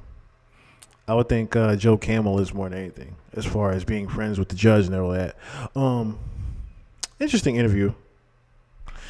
Now that we get to relive things, I would like to look at this real quick. You back in your bag. I'm back in my bag. Stay in your bag. Stay in your bag. You could. Because this was a very interesting interview. Looking back on, considering the things that we know now. Fall out your bag, but you could get back in it though too. To the smoke, we gotta have a drink. This interview is being brought to you by. What we calling you? Because I'm confused. Is we calling you Brother Love, Diddy, Sean, Combs? What Diddy. is it? Diddy. We're gonna simplify it for everybody on this run right here. We're gonna go with Diddy. And that's final. Pay attention to certain mannerisms of Diddy. Yeah, that's final. But you could call me Love though too. Like people that are like close to me call me Love. But you going by Diddy? Yeah, but I'm going by Diddy. I'm gonna call you Diddy. Yeah, call me Diddy. Okay. All right. So you just announced. Is this your first time interviewing somebody? Yes, it is my first time. Okay. Yeah. And I had to call Mr. Diddy. Yeah. Diddy, what's up? What's up? I'm here. I pulled What's up, up, baby? What's up? Yeah. Take me out to dinner. So you just announced Love Records. Notice the little friendly, sarcastic exchange that they had just now, where she goes, "What's up, baby?" and he goes, "Yeah, take me out to dinner." Singing that? Yeah. No, I mean, You know I can sing, right? You can sing? Mm-hmm. Real good. Sing for me. Love. Catch me later. Catch me. Ain't no goddamn singer. That's why you just a girlfriend. You got zero talent. We couldn't even sell you as a regular artist. So I saw you on live singing. I can one sing. time, yeah. You might want to pull it up. Yeah. You might want to holler at me. I heard you. But yeah, no, I think R&B. Don't you miss R&B? I miss R&B. Like R&B hasn't been around since it like got canceled or something. It just got off He tried to change the subject to promote the Love album. the radio and people stopped, buying it and treating it like, the part of African American culture that it is. So, I'm just doing what I love to do. And R&B, that's my first love. My first record I produced was Come and Talk to Me, the Jodeci remix.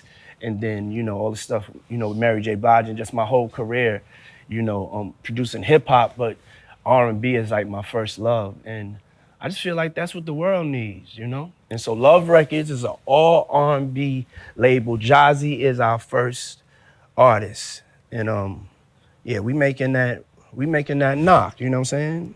Yeah. I played a little interview from Jazzy before where she was on Joe Budden podcast, and she literally said out her mouth like, "Diddy, you can't be talking about some I want Cassie back. Nigga, you a hoe. All right? You have all these different women around. You don't need to be talking about some CC, talking about Cassie Combs. You don't need to be talking about some CC in a record and all this other shit. You need to leave Cassie alone." Jazzy told her that before she left the label. So, if you want to, I can sing too, so you might want to holler at your girl. Yeah. Mm-hmm. I can, go there. Yeah, now we got a joint coming out. We got the Act Bad joint. It's an Act Bad summer. Yeah. Why you call it the City Girl? So let's talk about that. Y'all the world's biggest female Now listen to this. As she asks, so why you get the City Girls? rap group. So we acting bad. Yeah, and y'all with the shits. So Y'all with all the the shits, y'all with the smoke, y'all with Listen. acting bad. And acting bad is just having fun. Like we have a good time. We act bad all the time. So you heard him. If you a city girl, go get you a bad boy so you can act bad, because we acting bad all motherfucking summer. You heard? We just enjoying life. Living our fucking best lives. Best life. The fucking best. Me, you want to know what I do when I act bad? I do what the fuck I want. Mm-hmm. I'm going to do what the fuck I want, say what I want. That's acting bad. Like, That's why I fuck with you too. yeah, I'm hanging out the window. Yeah, you with the shit. I'm twerking. That's what the fuck I'm doing the talking fuck about. I want. Yeah, you living life. Yeah, acting bad. Yeah, acting bad. That's what's up. So you just did the Billboard Awards, Mhm. and you fuck the. Which, mind you, Young Miami's actual rap verse was taken off of that record. I wonder why it was taken off that record. Tripping, saw you in your R-Red. Yeah. We love you too. We love you too. I love all y'all. I love all y'all in here. You had on the all white. I'm back in my bag. So Booby. the last time we saw you perform live was in 2015 at the Yeah. BET Awards. So, what's up? How you was feeling? I mean- You brought out Christian, your son, Mhm. Tiana. Yeah, Tiana, Jack Harlow, Bryson Tiller. It felt good to be back on the stage. You know, I look at myself like as a ringmaster, being able to like, you know, put together shows and, you know, have it be a collective performance and give people surprises. So it was, I had a great time, you know, and it really was like my welcome back to just being out here and entertaining and being off of, because I was hibernating for a minute, you know, and so I had a great time, and I'm just happy to be back, like just making. Notice him cover his face when he says that. And being off of, because I was hibernating for a minute. You Notice him do this when he says I was hibernating for a minute. know, and so I had a great time, and I'm just happy to be back, like just making music, you know. You back in your bag. I'm back in my bag. Get in your bag. Stay Like in your bag. You know, you could fall out your bag, but you could get back in it though too. You know, like we back. I'm a living testimony. Okay. Yeah. Yeah, I like eye contact. Eye contact. Yeah, take them off. So, how has fatherhood been since the passing of Kim Porter? The fatherhood. The eyes are the window to the soul. Has been really, really real, because I was like a part-time father, you know what I'm saying? Kim and Sarah and everybody had everything held down. And then, man, you know, just losing Kim, it was just like I was a full-time father. My life is really like going crazy right now. You know what I'm saying? It's really, really real, you know what I'm saying? Going from, you know, just being on the road and stuff to like actually having to raise 3 girls, and I've never been in this situation. And, you know, I guess God gave me some karma, hit me 3 times. 3 times I got 3 girls turning 16. How did it make you feel? Funny, he even views it that way, right? He said, God hit me with karma 3 times. He said he emphasized that. God hit me with karma 3 times. Now, if I want to really paint a certain picture for you, right? Sarah Chapman, Kim Porter, Cassie.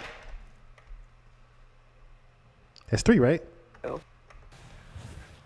I'm proud of my daughters. Like when I see my daughters, I just get so filled with pride. They're so beautiful and strong. They're like really, really like strong young women, and they have their own opinions. Which, on the subject real quick, I want to also say shout out to Sarah Chapman, because I forgot about Chance. I forgot about the oldest daughter, Chance, until this case came up. That's how good Sarah's been keeping Chance away from him and his bullshit and out the limelight. And they, you know, they have their own points of views, and they have their own dreams, and it's just like really beautiful to see. And it's clear why women run the world, you know what I'm saying? Like when I'm around them. So I feel like that's something me and you got in common. Like I lost my baby father, and I felt like I never really got a chance to like grieve about it because I was working. Mm-hmm. So I never got a chance to like express how I felt, or I never really went through the emotion. So when it did hit me, I was just like fucked up. Like it hit me at a bad time. It had me like really depressed, and I ain't know how to handle it. And I went through like therapy, and I felt like that didn't work, because it's like I'm talking to somebody that don't know nothing about me, and they trying to tell me how to feel. How did you, like, what was your grieving process? Like, what was something you did? At first, I would just like, I cried for like 3 months straight. I would just be like walking around crying, like, you know what I'm saying? And like just all the time, and it just hurt so bad, you know what I'm saying? And I just didn't, I was just like... Again, the eyes are the window to the soul. Because do you see how he's smirking even while he's talking about it? Like, you can't just be like, oh, he's healed now so he can talk about it. No. This is still something that's very fucking recent comparison to when this interview was also done. Number 1. Number 2, this does not look like the eyes of a person that is sad about what they're even talking about. This looks like a person that is confused about what they even want to say because they're watching their words. Like not moving. I had like isolated myself, you know, and yeah, it was it was rough, you know what I'm saying? It was rough. I really could not control crying. You know, I would be anywhere in just any... How he's not when he's not high? Him pretty much being the loud, well, not loud, but him being the nervous jitterbug vigorously nodding at jurors is how he is when he's not high. Is pretty much how he is right now, where he's very vulnerable and everything is pretty much settling in. Memory would just get me and really break me down. And, you know, but as time went on and, you know, I had to deal with the reality and, you know, really prayer and God and talking to God is what really, you know, got me through it. And I had a wonderful life in time with Kim, you know what I'm saying? And I have beautiful kids and I'm just like the luckiest man in the world, you know what I'm saying? To even have had the experience to have her in my life, you know? So, yeah, it's a daily thing though, but I'm back up on my feet, you know, and you know, I'm ready to love again. Period. Let's take a shot. Shot o'clock. Bartender. He ain't even say that shit seriously. I'm ready to look at his face when he says that I'm ready to love again. On my feet, you know, and you know, I'm ready to love again. Like he barely even wanted to say it while he was looking at her. Period. Let's take a shot. Shot o'clock. Bartender. Let me get a shot of DeLeon Reposado. Owned by Diddy. Shit. I need a shot. Can you tell me about this DeLeon tequila? Yeah. I always loved tequila. And always had a dream of just having my own tequila. So when I did Ciroc, you know, when I did the deal with them, I was like, you know, if I knock this Ciroc out the park, like, I need to get this tequila off. And so, you know, Ciroc is number one. Notice again how he's watching his words, even this, because this is prior to what happened, right? This is pretty much leading up to what happened with Diego. While he also was saying this, like, yeah, I know what I'm saying, I had to do the deal with Ciroc, and you know what I'm saying, once I hit that at the park, you know what I'm saying, I had to show him I could get the tequila off too. Yes, a very manipulative man. Very manipulative man. But notice how he's even, like I said, saying, you know what I'm saying, I need to get the daily on off too. This is right before the disaster with Diego. Now, and, you know, we got the smoothest tequila in the game. So me and you do something on Fridays. It's called Fuck It Fridays. Yeah. Let's talk about that. Bruh, before and after your arrest, don't nobody buy that shit. Yeah. Fuck It Friday. Cheers. Cheers to Karisha, please. That's my love. Fuck It Friday. We got to make that into a song. Yeah, we do. Yeah. Yeah, now Fuck It Friday is about mental health. You know what I'm saying? It's so much pressure, so much stuff going on in the world. You know, I had to just really like protect my mind. And you know, I think it's important for everybody. Like at the end of the week, it's just so much going on right now. Mm-hmm. And so Fuck It Friday is like that time, like after you finish work, and it's just like, that's you time. I look forward to to the commercials and also taking you to Mexico, you know. We going to Mexico? Yeah, to Mexico and really just learn about tequila, you know. Take you to the agave fields and Okay, when we going? We going soon. I want to go tomorrow. We supposed to go. I want to go tomorrow. We want to go tomorrow? Mm-hmm. I can't go tomorrow, though. And see, little things like that where he like, I can't go tomorrow, though. I'm thinking about how Daphne, once again, was very jealous of this particular relationship between these two. To where Daphne was pretty much just the sex toy all the time. Well, I mean, Young Miami was also. But Young Miami was the one that was pretty much put on Front Street as Diddy's girl. This is what Daphne wanted, and why she's on the stand right now. Karisha, Young Miami, got to be on that Front Street limelight. Pretty much, this is what Cassie was going to be, had that not happened. But Daphne wanted this lifestyle. Daphne wanted this, I'm your girl, I got the TV show, yada, yada, yada. My rent's already been paid regardless, but I want this. And this is why Diddy's so hesitant in little situations where he's like, I can't go tomorrow. Because he's got to deal with his other freak off. He's got to deal with Daphne. We're gonna go. That's why he can't go tomorrow. Set up a trip. We're gonna do it. We're gonna take a couple of people and we're gonna go out there and do a tequila tasting, Deleon, and you know what I'm saying? You see how he even had to emphasize that? We're going to take a couple people out there. You know what I mean? Really, so when you're out there talking about it, you'll know. I mean, tequila is sexy as a motherfucker. He had to turn it into an ad. Notice how how much he stumbled over this whole thing to where he said, no, I got to turn this shit into an ad. I can't just be talking about I'm taking you on trips and whatnot. Because then we going to really have evidence of what? Sex trafficking. And do a tequila tasting, Deleon, and you know what I'm saying? Really, so when you're out there talking about it, look how nervous he is while he's saying it.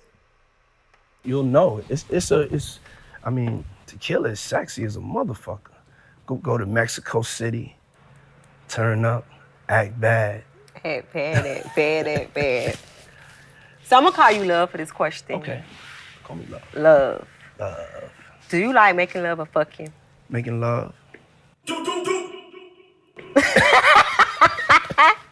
I don't like to be fighting and all that. You know what I'm saying? I'm definitely more sensual. You don't like quickies and all that. Nah. You like to make love. I like marathon sex. Ooh. Period. That sound real. He likes marathon sex, a.k.a. freak-offs and king night. Fun. Try to see what that's about now, man. So, how did you feel when you heard Rap Freaks?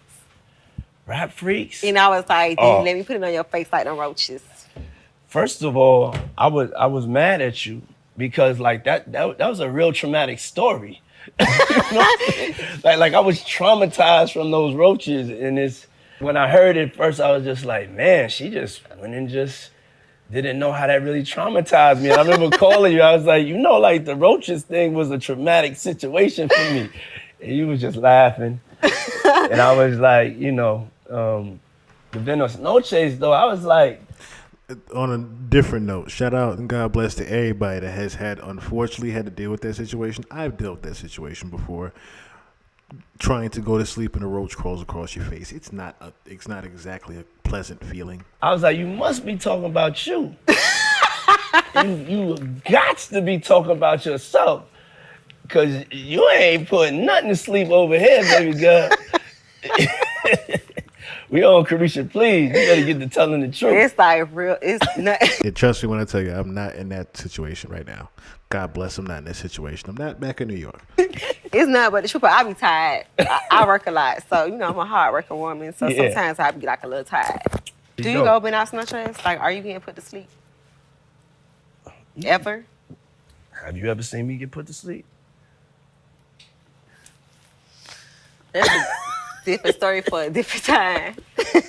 You see how she even knew to escape that one. He didn't want to answer that, but you read between the lines with the put to sleep part. We just talked about the IV drips. So you ready to get in the smoke? Yeah, let's get to the smoke. What's up? You ready? Yeah, let's smoke it up. So when you woke up and we was trending, like, what's up? How you felt about that? What it was about?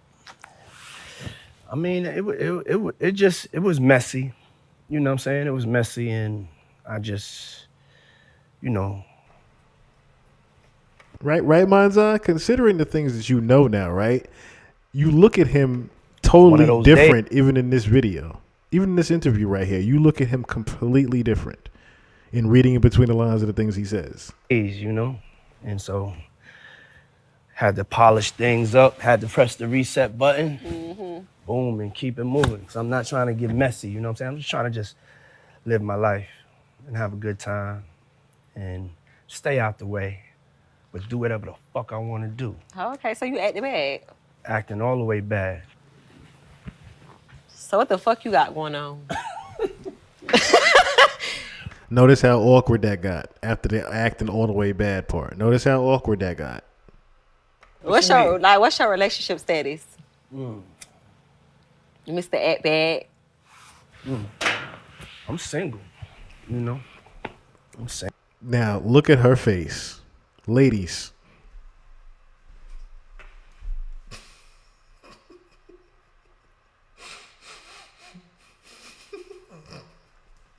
Ladies, where's that face after a man says he's single after you know what's been going on between you two?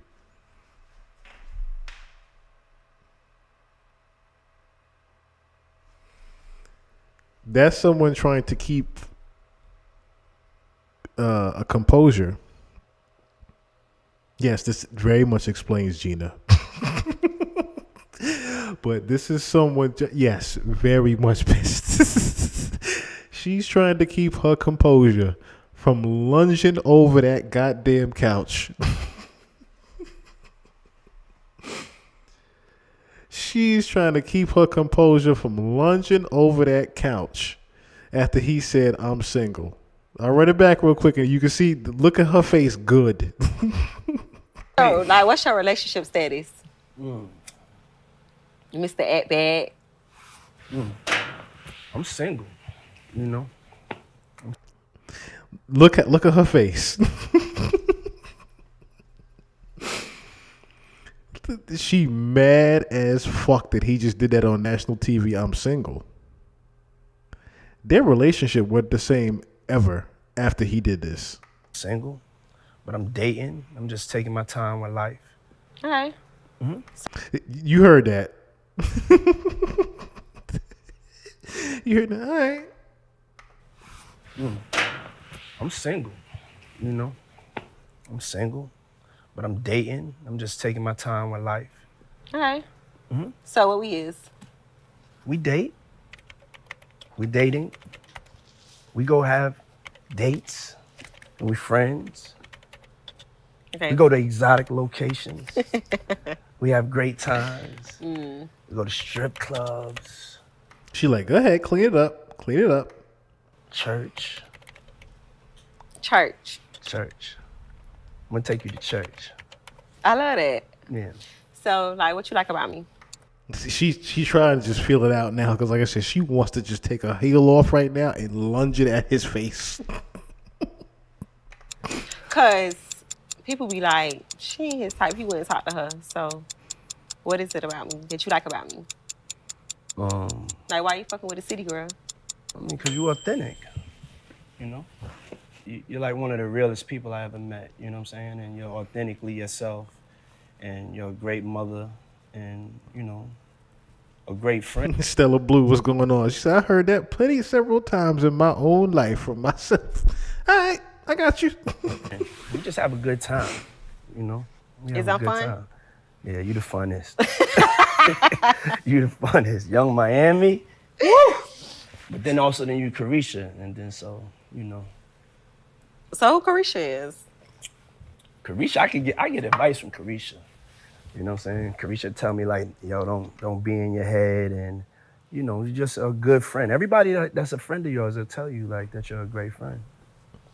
And in hindsight, when I heard that, I said, okay, so there is an underlying meaning, not just because Karisha was a actual artist on a different label, and he took her and the City Girls from that. It wasn't necessarily because she was the face of, you know, what he was doing with the relationship wise to cover up everything. It was mainly because she was an actual buddy to him. Now, I have heard about things like that where Karisha pretty much was, you know, one of those people that he could actually talk to and be a friend with rather than just someone he was fucking as a sex worker. She had the homeboy complex to her. Do you consider yourself toxic? Because you call yourself love. So do you consider yourself toxic? Like, would you say you toxic? Yeah, I would say that it gets toxic. I'm not trying to be toxic, though. But are you toxic? Oh, that's how this interview even started, Manza. Anyone from the last 10 years actually liked him, shake my head, and was with the shits. That's the main thing that Diddy himself said looking over at her was, no, I like you because you always with the shits. You know what I'm saying? Acting bad. You with the shits. Yeah. Yeah. I think like at times, but I'm not trying to like give that, you know? So, like, what was our first date? And can you talk about how we met? Wow. What? You saw how big his eyes got.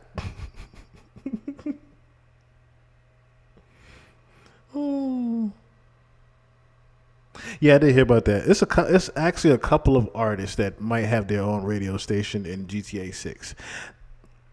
It would be funny as hell if Drake had one. I mean, considering he has his own little station now. But yeah, you see how big his eyes got just now when that question got popped?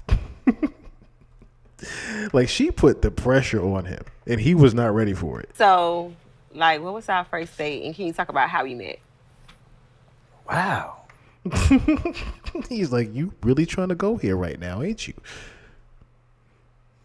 Yeah, you damn sure ain't missed none either for me with the City Girls. What? She like, nigga, you laughing, I'm not playing. Our first date. They had to cut the cameras and everything too. She can't even say anything, but they had to cut the camera off literally and edit that. To take you surfing. I remember that. It was after the BET Awards. Yeah. And I ain't come. Nah. I was like, I can't go surfing with my wig.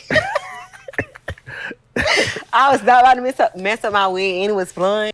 Bingo. It was caught off guard because it was a freak off. Hell nah. I was like, nope. And then we went to Love Island. Love Island was lit. Yeah. That's my favorite island. I want to go back. Yeah. You can take me back. I'll take you back. Mm-hmm. No problem. Love that. The sarcasm and what Love Island actually is. Are you a cheater? No, I used to be a cheater. I'm not a cheater no more. Used to be. I'm a truth teller now. You're an honest man. Honest. I'm gonna give it to you honest. I ain't trying to be lying. He can't even look straight saying that. Ducking, hiding, hurting nobody's feelings. None of that. I feel like you single, but we go together. So how would you feel if I be telling people that I'm single because we go together? I'm not laughing. Yo, hold on. See, I told you. She even had to say it this time. She's like, I ain't laughing. It ain't no hold on. He had to get a drink. She like, hold up. Diddy's like, wait a minute. What, you pressing me right now? Like, what's even going on right now? We go together now? Real bad. Whatever you say. I like that. Whatever you say.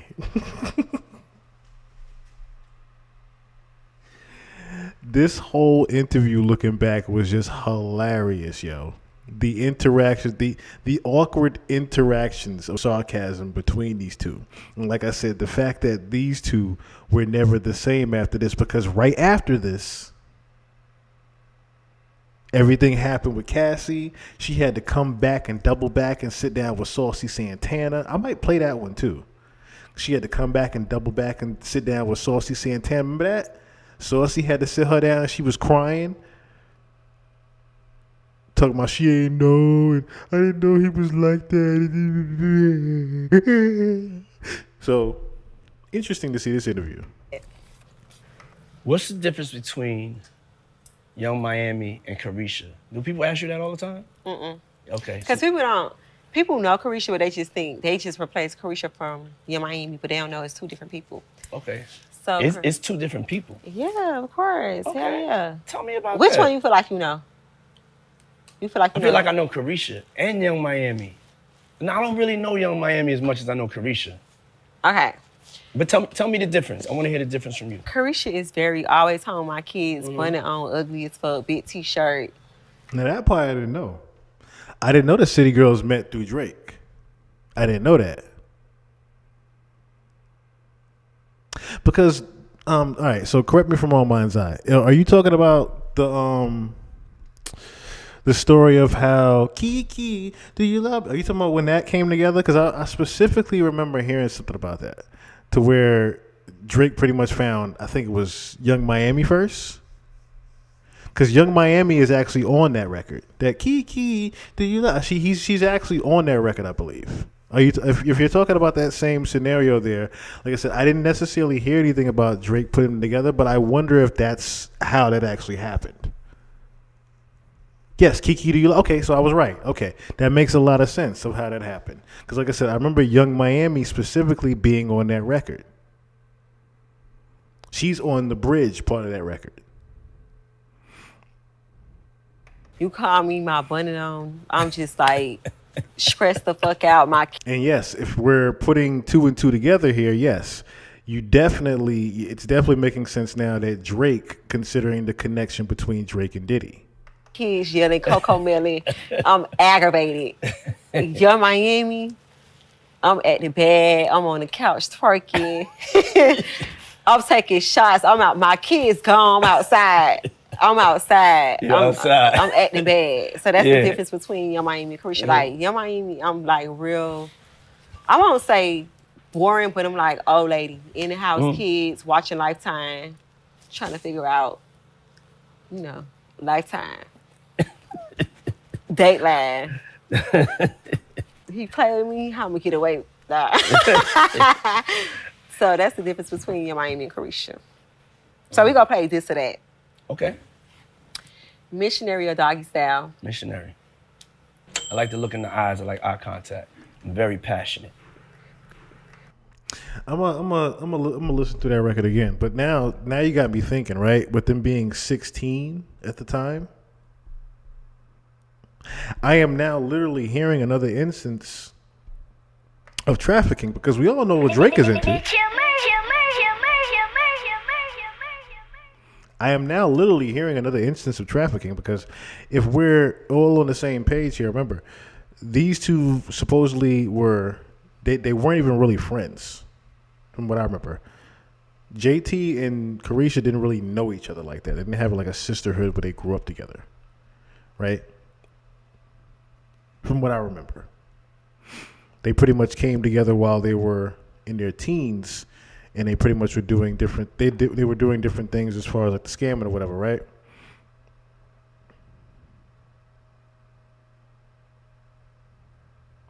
And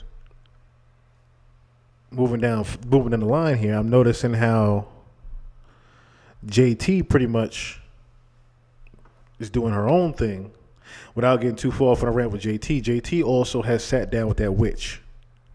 If you remember her birthday, she sat down with that witch. Okay? Also, I'm noticing how Uzi's become more and more quiet. This, that, and the third. Basically, what I'm getting at is both of these girls were trafficked in their own way.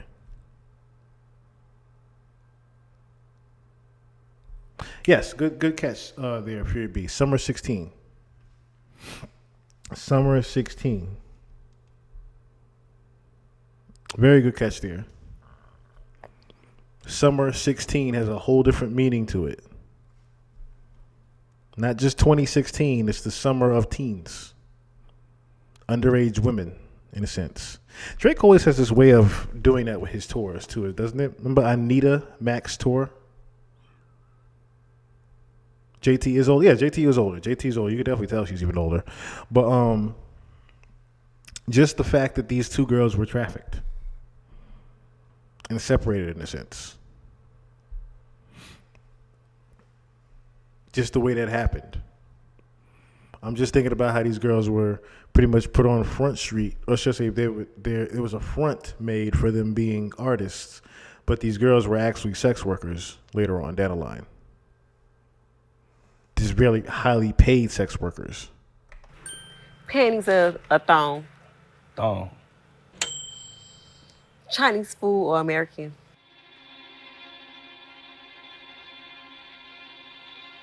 You can't think. You gotta just say it. American. Okay. That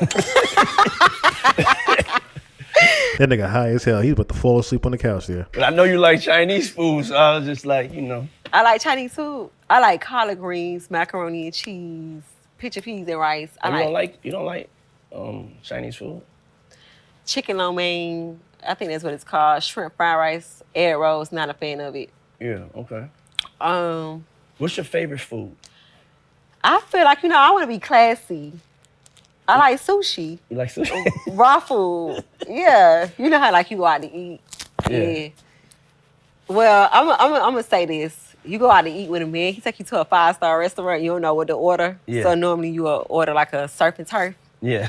I want to know that. I want you to know that I want yellowtail. Yeah. Yellowtail sushi. And I'm gonna eat with my chopsticks. Yeah. Real classy. That's right. Be you, ma. That's all you gotta do. You like nasty or classy? I I ain't gonna lie, I'll take nasty over classy. I ain't even gonna lie. I'd rather not be bored, you know what I'm saying? we can go get some classy classes or some shit like that, but you know, I ain't the classiest myself at times, you know what I'm saying? I just like being real, you know, that's it. That's the vibe, that's the frequency. So whenever we hang out, we have a good time because we just like being ourselves. And when you said like, you know, it's hard for people to believe like our friendship, I don't understand it because I'm like, you like to have a good time, I like to have a good time. You like Young Miami or Karisha? If you had to pick, which one you like? Karisha. Okay. Karisha, you know what I'm saying? I mean, I really know you as the person, you know what I'm saying? I'm to be honest, like you know, I mean, I knew you before, you know, as Young Miami, but when you introduced yourself to me, you said Karisha, and then, so I've known you more. Yeah, that was a whole different thing, right? Because when I started, mine's a good catch right there. I started noticing him saying that more and more in a lot of his ad libs and interviews and things like that. He always talked about tapping into frequencies. And if you guys remember the research that we've been doing as far as him tapping into certain frequencies and what that actually means. Tapping into our frequencies and the MK Ultras and the mind controls and the different ways of manipulation. Tapping into certain frequencies to control people and things like that. Like that, I mean, my first show that I saw you at was Coachella, you know? You made me nervous. You was right there. The occult sex magic also. The control, again, of frequencies. Rapping out my songs. I'm like, how the fuck you know that song? The support, you know? So, the people want to know. Yeah, also, it's what they want to know. Are you a 100K poppy? Yes, that's me. Okay. That's me. You dropping 100K? 250. On a shopping spree? 250. Oh, getting your bag, staying in your bag. Getting your bag. You know what it is? Love that. Mm-hmm. Okay. I ain't got no time to be cheap. You feel me? So you not cheap? Nah, no. You like spending money? Hey, I'm like just living my best life, and anything around me, I want it to flourish and live its best life too. So I'm just in a good mood. You know how when you just... No, say 100K pop because none of that damn money was his. Hey, big spender. You know what I'm saying? It's Christmas. Let's have a good time with this life. So it's everyday Christmas when you with Diddy? Yeah. Because that's something I always wondered. I mean, I wouldn't say Christmas. Every day is. I'm trying to make it the best day for everybody around me. You know what I'm saying? I'm trying my best. What do you love the most about women? Favorite just body part? Just a woman's soul. You know, it's nothing like being around. And he noticed that he had to even say that, a woman's soul. Some feminine energy. Just a woman's soul, her eyes. But my favorite thing about a woman is her eyes. You know, you have some real pretty black eyes. I tell you, like, you look like your daughter's eyes is just like, you just like black pools, you know what I'm saying? And so, I mean, what's going on with you? What's your status? Me? Yeah. Your eyes like a black pool. If I'm thinking of a black pool, those eyes look like demons. I'm dating. You dating? Mm-hmm. All right. I'm having fun, you know, I'm just living my best life, doing what the fuck I want. Yeah. You know, it's good. It's good to do I'm in that an sometimes. entanglement. I feel like I'm like, I'm like Jada shit. I'm kind of like in an entanglement. I'm just having fun. I'm just acting bad. Yeah. Mm-hmm. You see how she even classified herself now that Diddy done said he's single. She said, I'm just an entanglement. I'm just here. As long as you laughing, you know what I'm saying? As long as you smiling, as long as you having a good time, you know. Look at this interaction right here. Long as you smiling. Yeah. Mm-hmm. As long as you laughing, you know what I'm saying? As long as you Look at how she even had to correct herself. Like, oh shit, did I fuck up? Did I say something wrong? smiling, as long as you having a good time. And then look at his face right here. As long as you laugh and smile, having a good time, you know what I'm saying? We could keep hiding this thing that we doing. We can keep hiding the trafficking that we doing allegedly.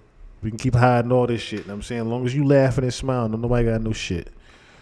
You know, that's what it's about. Why you never got married? Just wasn't ready. Just didn't want to do it. Just didn't want to, never had a desire to get married, you know what I'm saying? And just, when I was growing up, my father got killed when I was young, when I was 2. Then my mother, she just like never wanted to have men around, you know what I'm saying? It was something like during that time, having like men around your children. And so I never really saw a relationship like that. I was just raised around women. And so I never really had those aspirations. So I know it was like the dream. It's every woman's and every person's dream. I mean, a lot of people's dream. And it just, for me, I just wasn't really about that life. Yeah, because people feel like you got to be married. I don't have a desire to be married. Yeah, I want to be happy. You know what I'm saying? I don't want to be married because when it's time for me to get the fuck on, I want to go. I'm packing my shit and I'm leaving. I don't want to be nobody's wife, ex-wife. I don't even know you. Bye. So I don't have a desire to be married either. Yeah. Do you want more kids? Cause I like. Yeah. I definitely gonna have more kids. I want I want twins. So that's why I was throwing it out there. That you want more kids? Cause I wanted a set of twins, and I know they weren't. You said they running your family. You said you ain't want to have no more kids when we was talking. Yeah, but I want some twins now. I changed my mind. Oh, you changed your mind? Mm-hmm. All right. And I know they like running your family, so I'm just throwing it. I'm throwing it out. Hey, yo, you. Okay, he couldn't even look at her no more. He said, "Yeah, that's what's up. That's what's up. You ain't get no more goddamn kids out of me." You saw who he get? He gave a kid to, and accidentally he gave a kid to a stylist, I think. No, you a mean manifester with that 1111. Yeah, slow down, girl. God, please. Yeah, nah. I want to definitely have more kids, especially now when my girl's getting older. I need. Norma Dominguez, what's going on? I've definitely been having baby fever, like crazy. Like, whoo. No, Diddy is not married. Diddy is not married at all. Would you want a boy or girl? It wouldn't even matter to me. You know what I'm saying? Just Hey. to be healthy, to be able to have a chance to do it again with all that I learned. Now, you know what I'm saying? I see it in my future. I definitely see it in my future. What's the craziest thing you done for love? Because I done did some things. The craziest thing I've done for love. I remember I had broke up with my girlfriend in college at Howard University, and her parents just didn't want her with me. It was like, yo, he's a bad guy. You know what I'm saying? And so they took her out of school. Mm-hmm. And then I couldn't find her. They changed the number on me. They was really not trying to have their daughter fuck with Puff Daddy. That's exactly what it is. This girl's name was Robert.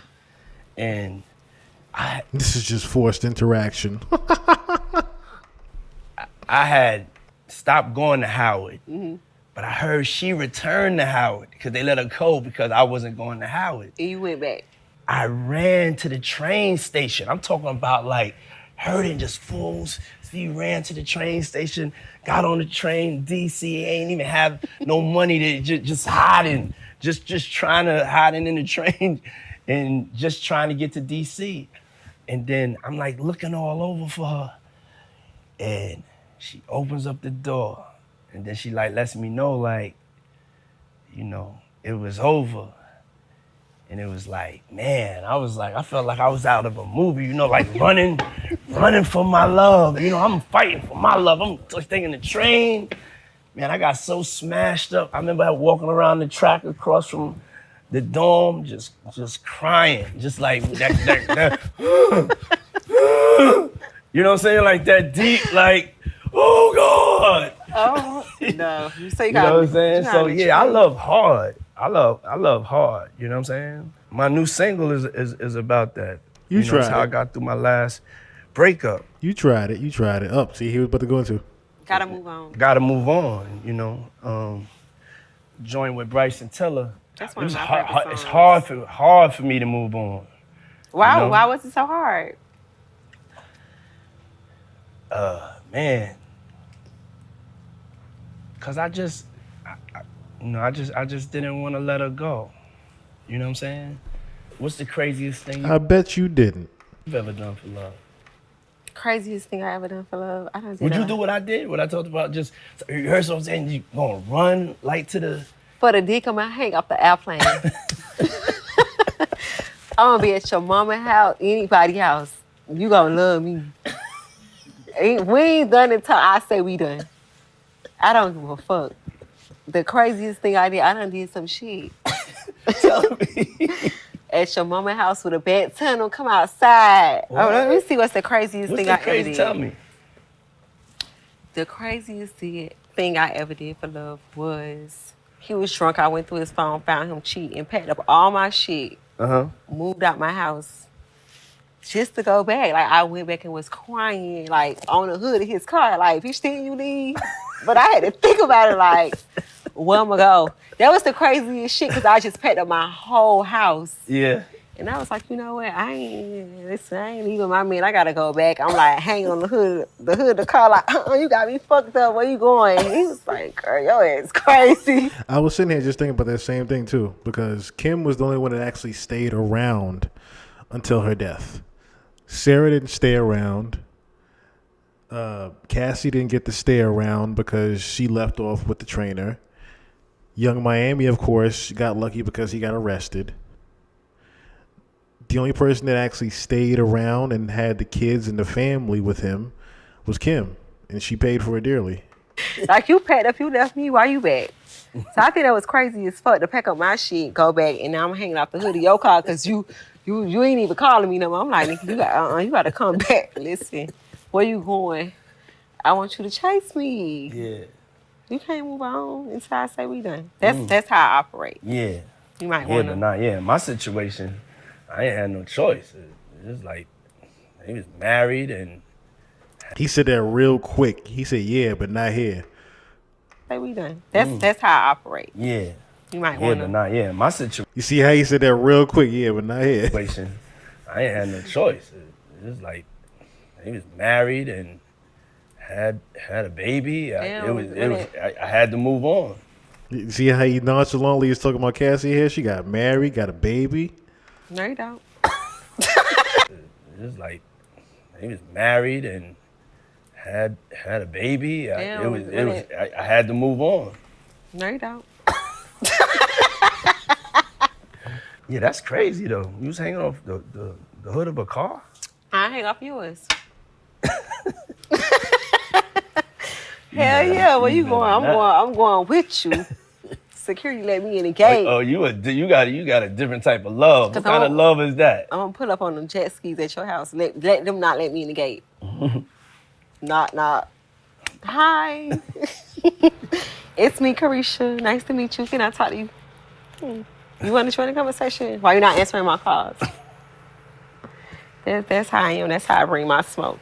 Oh, okay. No, I ain't. I'm getting, like, I gotta bring it to your front door. That's how I operate. Man,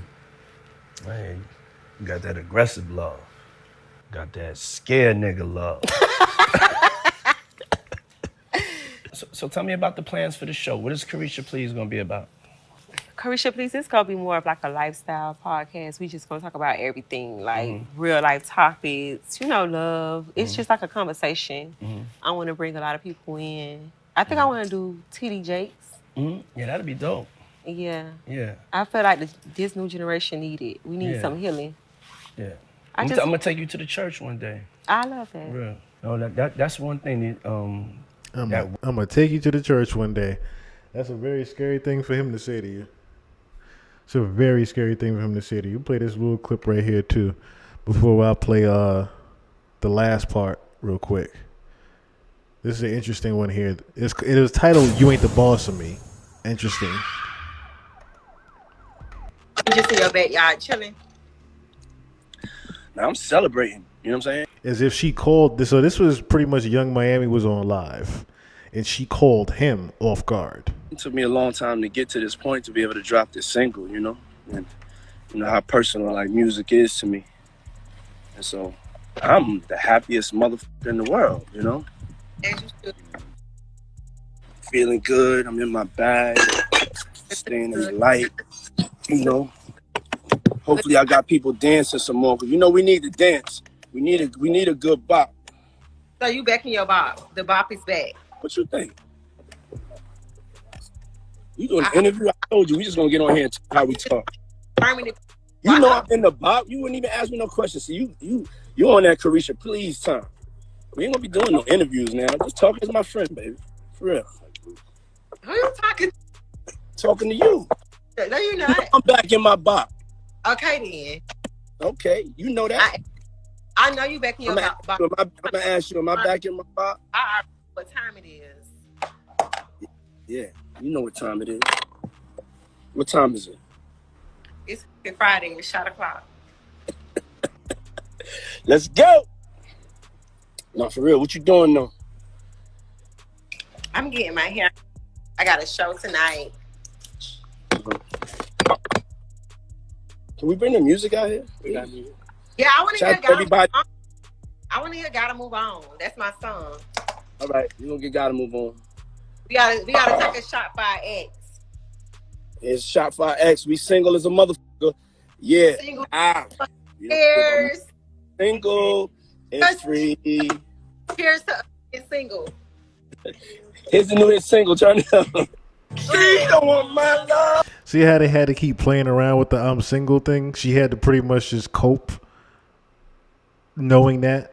But like I said, after this came this here. Hey y'all, what's up? So we back with season 2 of Karisha Please, but this episode is a special edition. And I told myself that I wasn't gonna be strategic or try to find the right words to say, that I wanted to tell my truth, my story. Talk amongst me and you and amongst close ones, but I don't really feel like you address everything.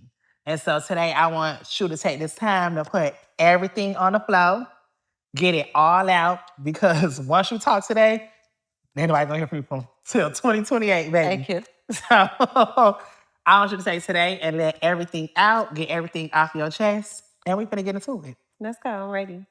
So I want to get into mental health with you. I feel like I just want to check on, and I feel like everybody wants to know just these days, how are you? This is a very unpublicized interview. So now a lot of people saw this. This was pretty much right when Diddy got arrested. In general, with life, your kids, family, and just with your career, like where are you at mentally? Pardon me, not the arrest. The arrest hadn't happened yet. This is when the Cassie lawsuit came out. I'm just all over the place. You know, I'm going through a lot, and some days I just be like, everybody go through this in their career and their life. I feel like in life, everybody go through something, whether it's a breakup, a divorce, a death, just like whatever it is. And I feel like, let it out. This is a safe space. This is your space to be vulnerable and just really, let out how you feel.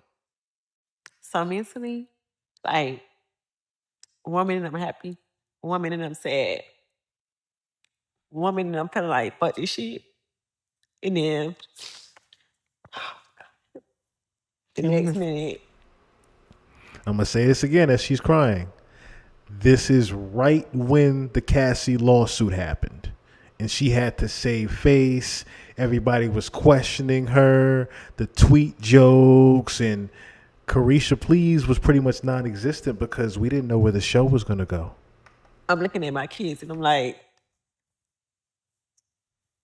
I ain't bring us this far to go backwards. Yeah. I work hard. You get what I'm saying? Like, I put in a lot of time and effort in this shit. I did it when I was pregnant alone. And I feel like in life, you got to go through shit to get through shit. Like Usher said that, and I was like, wow, that's some real shit. Yeah. And I feel like in life, everybody is going through something. Whether it's a divorce, whether it's a death, whether it's they just lost their job, just anything. And that's what keep me going, because I know that like life not perfect. And we gotta learn from our mistakes, and life is a lesson. And I feel like the people that I thought that would be in my corner, or that are like, when I was going through this shit, nobody called me to check on me. Nobody called me to see how I was doing. Like, people was really like, You thought. Yeah. So when it comes to Diddy, why do you think that you are so heavily involved in everything? Like everything that comes out about him, like you said, it's automatically, well, what you think? Well, why you, how you feel? What you got to say? Because people feel like I was Diddy's biggest cheerleader and I made him my brand. And I feel like Diddy was on brand for me. I got with Diddy and brought him into my life. I had him at the office. I was still doing Richard Roulette in the split. All right on. Ari slap on my ass. I ain't never think I was bigger than the program. I was still on my City World shit. I was still. You see how she nonchalantly said all that? She pretty much was being in all white, being at the sex parties, doing what she do, just thinking that she was still on her city girl shit because she was getting paid to do it, but didn't realize what all that shit was coming with. Doing remixes. Don't play with it. You know, Gucci Mane. Gucci Mane. First impression. I was still working. City Girls was I'll on run tour it with back Jack for you real Harlow. quick. We had At Bad. You know, Diddy came to me with Because she said it real fast. doing Richard Roulette in the split. Like, Diddy was on brand for me. I got with Diddy and brought him into my life. I had him at the office. I was still doing Richard Roulette in the split. All right on. Ari slap on my ass. I ain't never think I was bigger than the program. I was still on my City World shit. I was still doing remixes. Don't play with it. You know, Gucci Mane. Gucci Mane. First impression. I was still working. City Girls was on tour with Jack Harlow. We had At Bad. You know, Diddy came to me with the song. Told JT, let's get on this record. Like, I was still doing City Girls shit. I was heavily involved in the group. I never thought I was bigger than the program. So with Diddy, what was your experience with dating him? Because I feel like in the headlines, it's a lot of just chaos and it's a lot of allegations. And so I think that's what makes people feel like, well, since you were so heavily involved, you were a part of these things or you were around these things. So what was your experience like, you know, dating him? Well, I met Diddy at P Party and I met him when he was in a love era. And I met Diddy when the world was celebrating him and giving him his flowers while he was alive. Like he was getting the Global Icon Award, the Lifetime Achievement Award, the Key to the City. He had a new album that was coming out. So I was celebrating him with the world. And I just feel like everybody trying to crucify me for it. Like, you was his biggest advocate. You was his cheerleader, but I was just celebrating when the world was celebrating him. So why am I being crucified or why am I being separated? Yeah. When I was dating him, it was love, love, love. The frequency is high. We used to laugh because that's like, you know what I'm saying? It's always, what's up, queen? Yes. So I just felt like I met him like in a whole new era and that wasn't my experience. Like when I met him, it was just like, I told y'all on season 1, I even asked him like, why you fucking with me? Why you fucking with a city girl? Yeah. Why you coming into my world? Because I'm on some whole other shit. Like, you know my lyrics and stuff. Yeah. And it's just like, when I got with him, he was just a man. Like, it was more of like, okay, we ain't gonna do that. We gonna sit, we gonna communicate, we gonna get solutions. What's going on? Like, we ain't even going that route. So that was my experience with him. So a lot of the things that people really like say about him, you didn't experience that as in dating. That's not something that you saw. So is that the reason why you never said anything? Is that the reason why when all of these allegations and lawsuits came apart, like, why didn't you speak? Because I can't speak on something that wasn't my experience. And I can't speak on something that I don't know. I can't speak on these allegations because I wasn't around at the time. I don't know that person and that wasn't my experience. So with you being, I feel like, a survivor of domestic violence, he never hit you in a relationship. He was never violent. Was that something that you had to tolerate, or that wasn't a part of, because I feel like that's the biggest thing to him right now is, what he going through in these lawsuits and, that video that came out. And it's like, I feel like a lot of people are wondering, was that your experience? And I know personally that you've been through domestic violence before, and I know that's something that you've grown from and that you don't tolerate. I've been through domestic violence. into relationships. And I told myself after the second relationship, I would never put myself in that situation again, especially now being that I'm a mom. I'm a mom. I was a mother then, but like having a daughter, like I would never put myself in that position. I don't stand for domestic violence. I'm just not going for that. So do you feel like with dating Diddy, like, was it a business relationship? Do you feel like it was beneficial for you? I feel like it was beneficial for both of us. I think that, like, you know, I was able to come and be a brand ambassador for DeLeon and take it to a whole nother level because I feel like I was brand ambassador for DeLeon. Their entire relationship was based upon business. As I said before, Young Miami was a front PR relationship girlfriend for Diddy because of what he was doing behind the scenes with Daphne and the other girls. Nobody wasn't drinking DeLeon, but nobody wasn't drinking DeLeon. But when I came, it was just like, it's a city or a summer, we drinking DeLeon, we acting bad. So I felt like I was an asset. I honestly just feel like with Diddy, like, you know, I met him at a P party and I don't know what his intentions was, but I don't know if it was like business or he really liked me, but I felt like, you know, when he got me, he really saw. I agree. I think she needs to be called to the stand. I agree. I think women can make excuses and draw the lines in different places than people who haven't been through it. I agree. I agree with that. That's why this particular segment here was more for y'all to even see how she is, because a lot of y'all are pretty much sympathizing with her, because in a sense you can sympathize with Miami because Miami just was young, naive, just like Cassie. Young, naive, does not know the in and outs of like the occult sex magic, the behind the scenes bullshit, the PR relationships and all that. She doesn't know anything about all that stuff. She's very green. So that's why I did even had her, because she's so green and didn't even know what the hell was even going on until it was too late. Yeah. He was like, you know what? You got a big personality. Like, I agree. She needs to take the stand for her own therapeutic purposes. You should do a podcast. Like, you know how to engage in conversations. Like, you know how to ask good questions. So I felt like, you know, I came into his world and I was able to like turn everything he had going on up a notch. Like, you know, he had DeLeon. I was able to have the whole world drinking DeLeon, putting in his songs. Like, I made it popular, you know? Yeah. And then with Revolt, I was able to come and make it a #1 podcast on Revolt.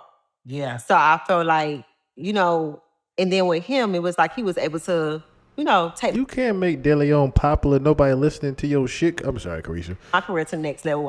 I did the Met Gala. I got ready with Vogue. Like, I wasn't going into the relationship thinking like, I want to get a purse. I want to go on private jets. I want to get down. Her boobs like a pack of Hawaiian bread rolls. It's like, I feel like I'm up under a mogul. I want to learn something. You know, like I want to learn business. I want to learn how to, okay, you got a network. How can I get a network? Or, you know, you had a Sean John. How can I make Karisha Please the next Sean John? So I went into that relationship like on a like more of like, I want to become a mogul and I want to learn up under you. You know, most people just want to get their body done. You want to get a trip. You want to just do that video. I wasn't one of them. And that's what I respect about you, because even though you a city girl, me being your best friend and knowing you very womanly. I always say that. And like just a grown woman. And so I even seen the elevation in your production and your team that you started hiring business managers. Hello. And I was like, I think that like when you get around people, you see certain things. Like you able to, like you should be able to learn something from somebody. And I felt like I was able to see like how should my business be operating. Like I should have a chief of staff. Yeah. I should have a business manager. You know, I should have all of these things in place. And that's what I was learning. Like I took that more of like a learning experience as far as like trying to become a mogul. That's why I'm like, I'm a mogul. I'm a businesswoman. I'm not just a rapper. Like I'm bigger than rap. So I'm ready to get into some smoke, because I feel like you popping it and you putting everything on the floor. So we really want to dig a little deeper into your Miami. You ready for the smoke? I'm ready for the smoke. Is you ready? So when it comes to, you know, City Girls and JT. Okay, we don't have to get into that necessarily, because this is more about the beef side of things. No, you still working. Yeah, that was more about the beef side of things. Anyway, that was really it was really just that part in the beginning. because they addressed that from the beginning as far as the relationship with it. Like I said, this is post the Cassie lawsuit. I mean, what's going on? This is post the Cassie lawsuit. Contract arrangement, mentor sugar baby dad. Mentor sugar baby duh. That's oh shit. I just realized what you did there. Nice. That was nice. But a contract is annulled when a crime is presented. Yes, very much so. Very much so.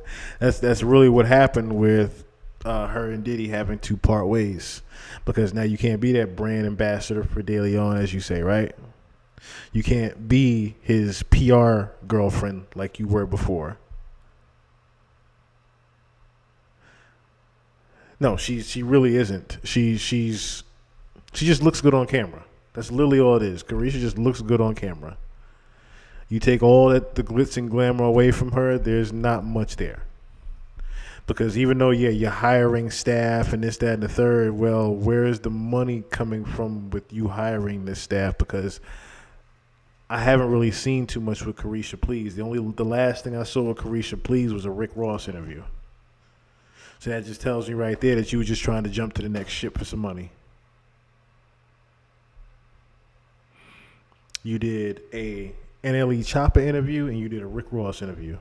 In both of those, which you had game shows and whatnot going on. Like, it looked like a nice little pretty set or whatever, right? I can only imagine how that actually even happened, because you also have to think about how the allowance is still being paid amongst them, right?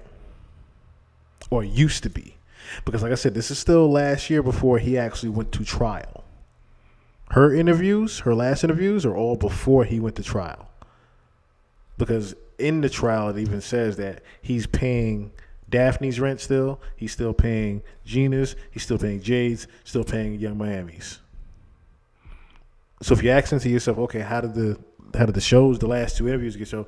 Remember, there was only 2 or 3 out of the entire 12 months with her. So those things are very free, far in between. So those little $10K a month that she's getting, she pretty much is investing into the Karisha Please show. And which is no more now.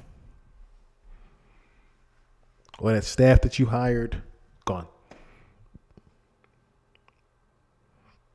Exactly, doing gym blogs on Snapchat now. No more Karisha Please. It's gone. It's gone. It's all gone. It's all gone. But, yeah. The downfall of Diddy. The downfall of Diddy is still upon us, and next week we still have Brendan Paul, who's going to be taking a stand now, amongst other people. I'm still waiting to see if Miss Karisha Please is going to step up to the stand and talk. If the feds still have her as far as in the background. It's a big possibility. It is a big possibility that Karisha could still take the stand. We don't know yet. We don't know. I gotta use the bathroom now too. All right, so that's gonna be it for me. I have to get up in 4 hours, literally.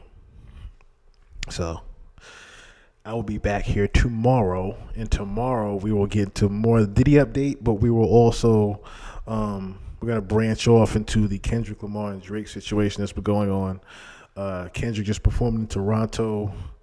Top 5 had then made a little video where he's seen supposedly talking to, or I should say trying to get into his hotel, so on and so forth. But yeah, I'm going to get me some rest. My voice is going. And I will see y'all back tomorrow night. Like I said, we're going to start doing this more and more and more and more and more. More and more and more and more and more. So shout out to everybody that tuned in tonight. Blue Muse, Fury B, the homie, the Manza, Norma Dominguez. Who else is up in here? Baby Juju was up in here. Said Blue Moves. I think Stella Blue was up in here. Stella Blue was up in here. Medusa probably done went back to sleep. She probably was getting some rest. Who else is up in here? Fantamos Fun was up in here. Let me see. Benjamin Zek was up in here, I know. Chum, calm down. Chum, calm down. Chum, calm down. Hit the gas and calm down. I already know he riding high off hitting that diamond too. That's what's up, my nigga. That's what's up. I will be there shortly. All right, my mouse ain't going up too much further. So, all right, that was everybody. Yes, thank you guys. Kim Crawford.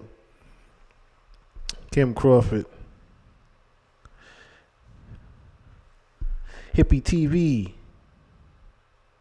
Oh, you was just watching, my brother. You was watching. All right. Yeah, shout out to everybody that tuned in tonight, man. I love you all. And like I said, for that appreciation, we're going to start having more consistency because, like I said, with the streaming land, I feel like I haven't been working as hard as I should. So I'll be back here tomorrow night. I will be back here tomorrow night. For sure.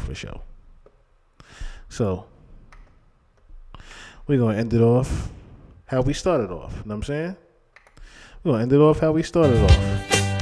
It's a rare condition this day and age to demand a freak off with so much rage. A stranger's addiction that you'll ever find. Some people say that he's losing his mind. Well, then there must be some magic juice inside the Punisher. Till next time, y'all. 'Cause all I see is a chocolate thing. Man, milk busting over everything. Days gone by, it's the biggest break of the century.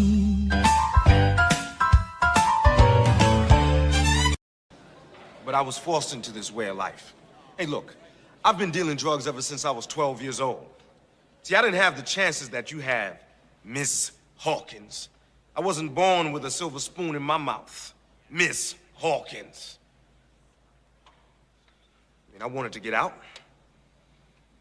but they threatened to kill my mother. Who are you talking about, Mr. Brown? What they? They. Look at him. Kareem Akbar. That's right, the educated brother from the bank. He's the real head of the CMB, the brains behind the whole thing. I told you, this thing is bigger than Nino Brown, and I got a list of proof. If I'm going down, I'm taking a whole lot of people with me. Order in the court. Order in the court. Once again, I'm locked in with TP. We finna make a hit. We love you, I'm just fucking around, but no Diddy. We getting higher than a kite, no Diddy. See my artist double plat, no Diddy. Sipping on yak, no Diddy. Couple niggas got wet, but no Diddy. Keep the shoes with the scrap, no Diddy. I'm in a room full of hoes, no Diddy. More money, more problems, no Diddy. Couple friends turn foes, no Diddy. We getting higher than a kite, no Diddy. See my artist double plat, no Diddy. Got me sipping on yak, no Diddy. Couple niggas got whack, no Diddy. Keep the shooters with the scrap, no Diddy. I'm in a room full of hoes, no Diddy. More money, more problems, no Diddy. Couple friends turn foes, no Diddy. I got a young Miami bitch from the city. I'm spending money like a trick, no Diddy. I rock pissy yellow diamonds, no Diddy.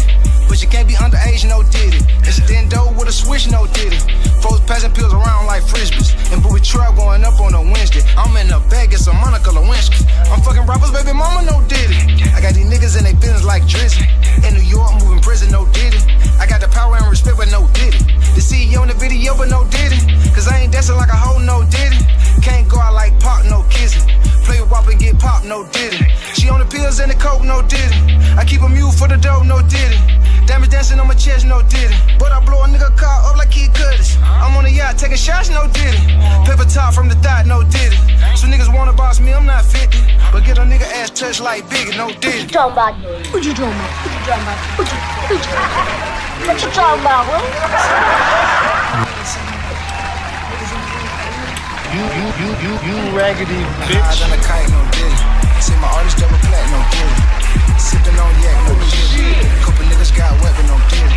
Keep the shooters with the scrap, no Diddy. I'm in a room full of hoes, no Diddy. More money, more problems, no Diddy. Couple friends turn foes, no Diddy. Get higher than a kite, no Diddy. What it is, you really do.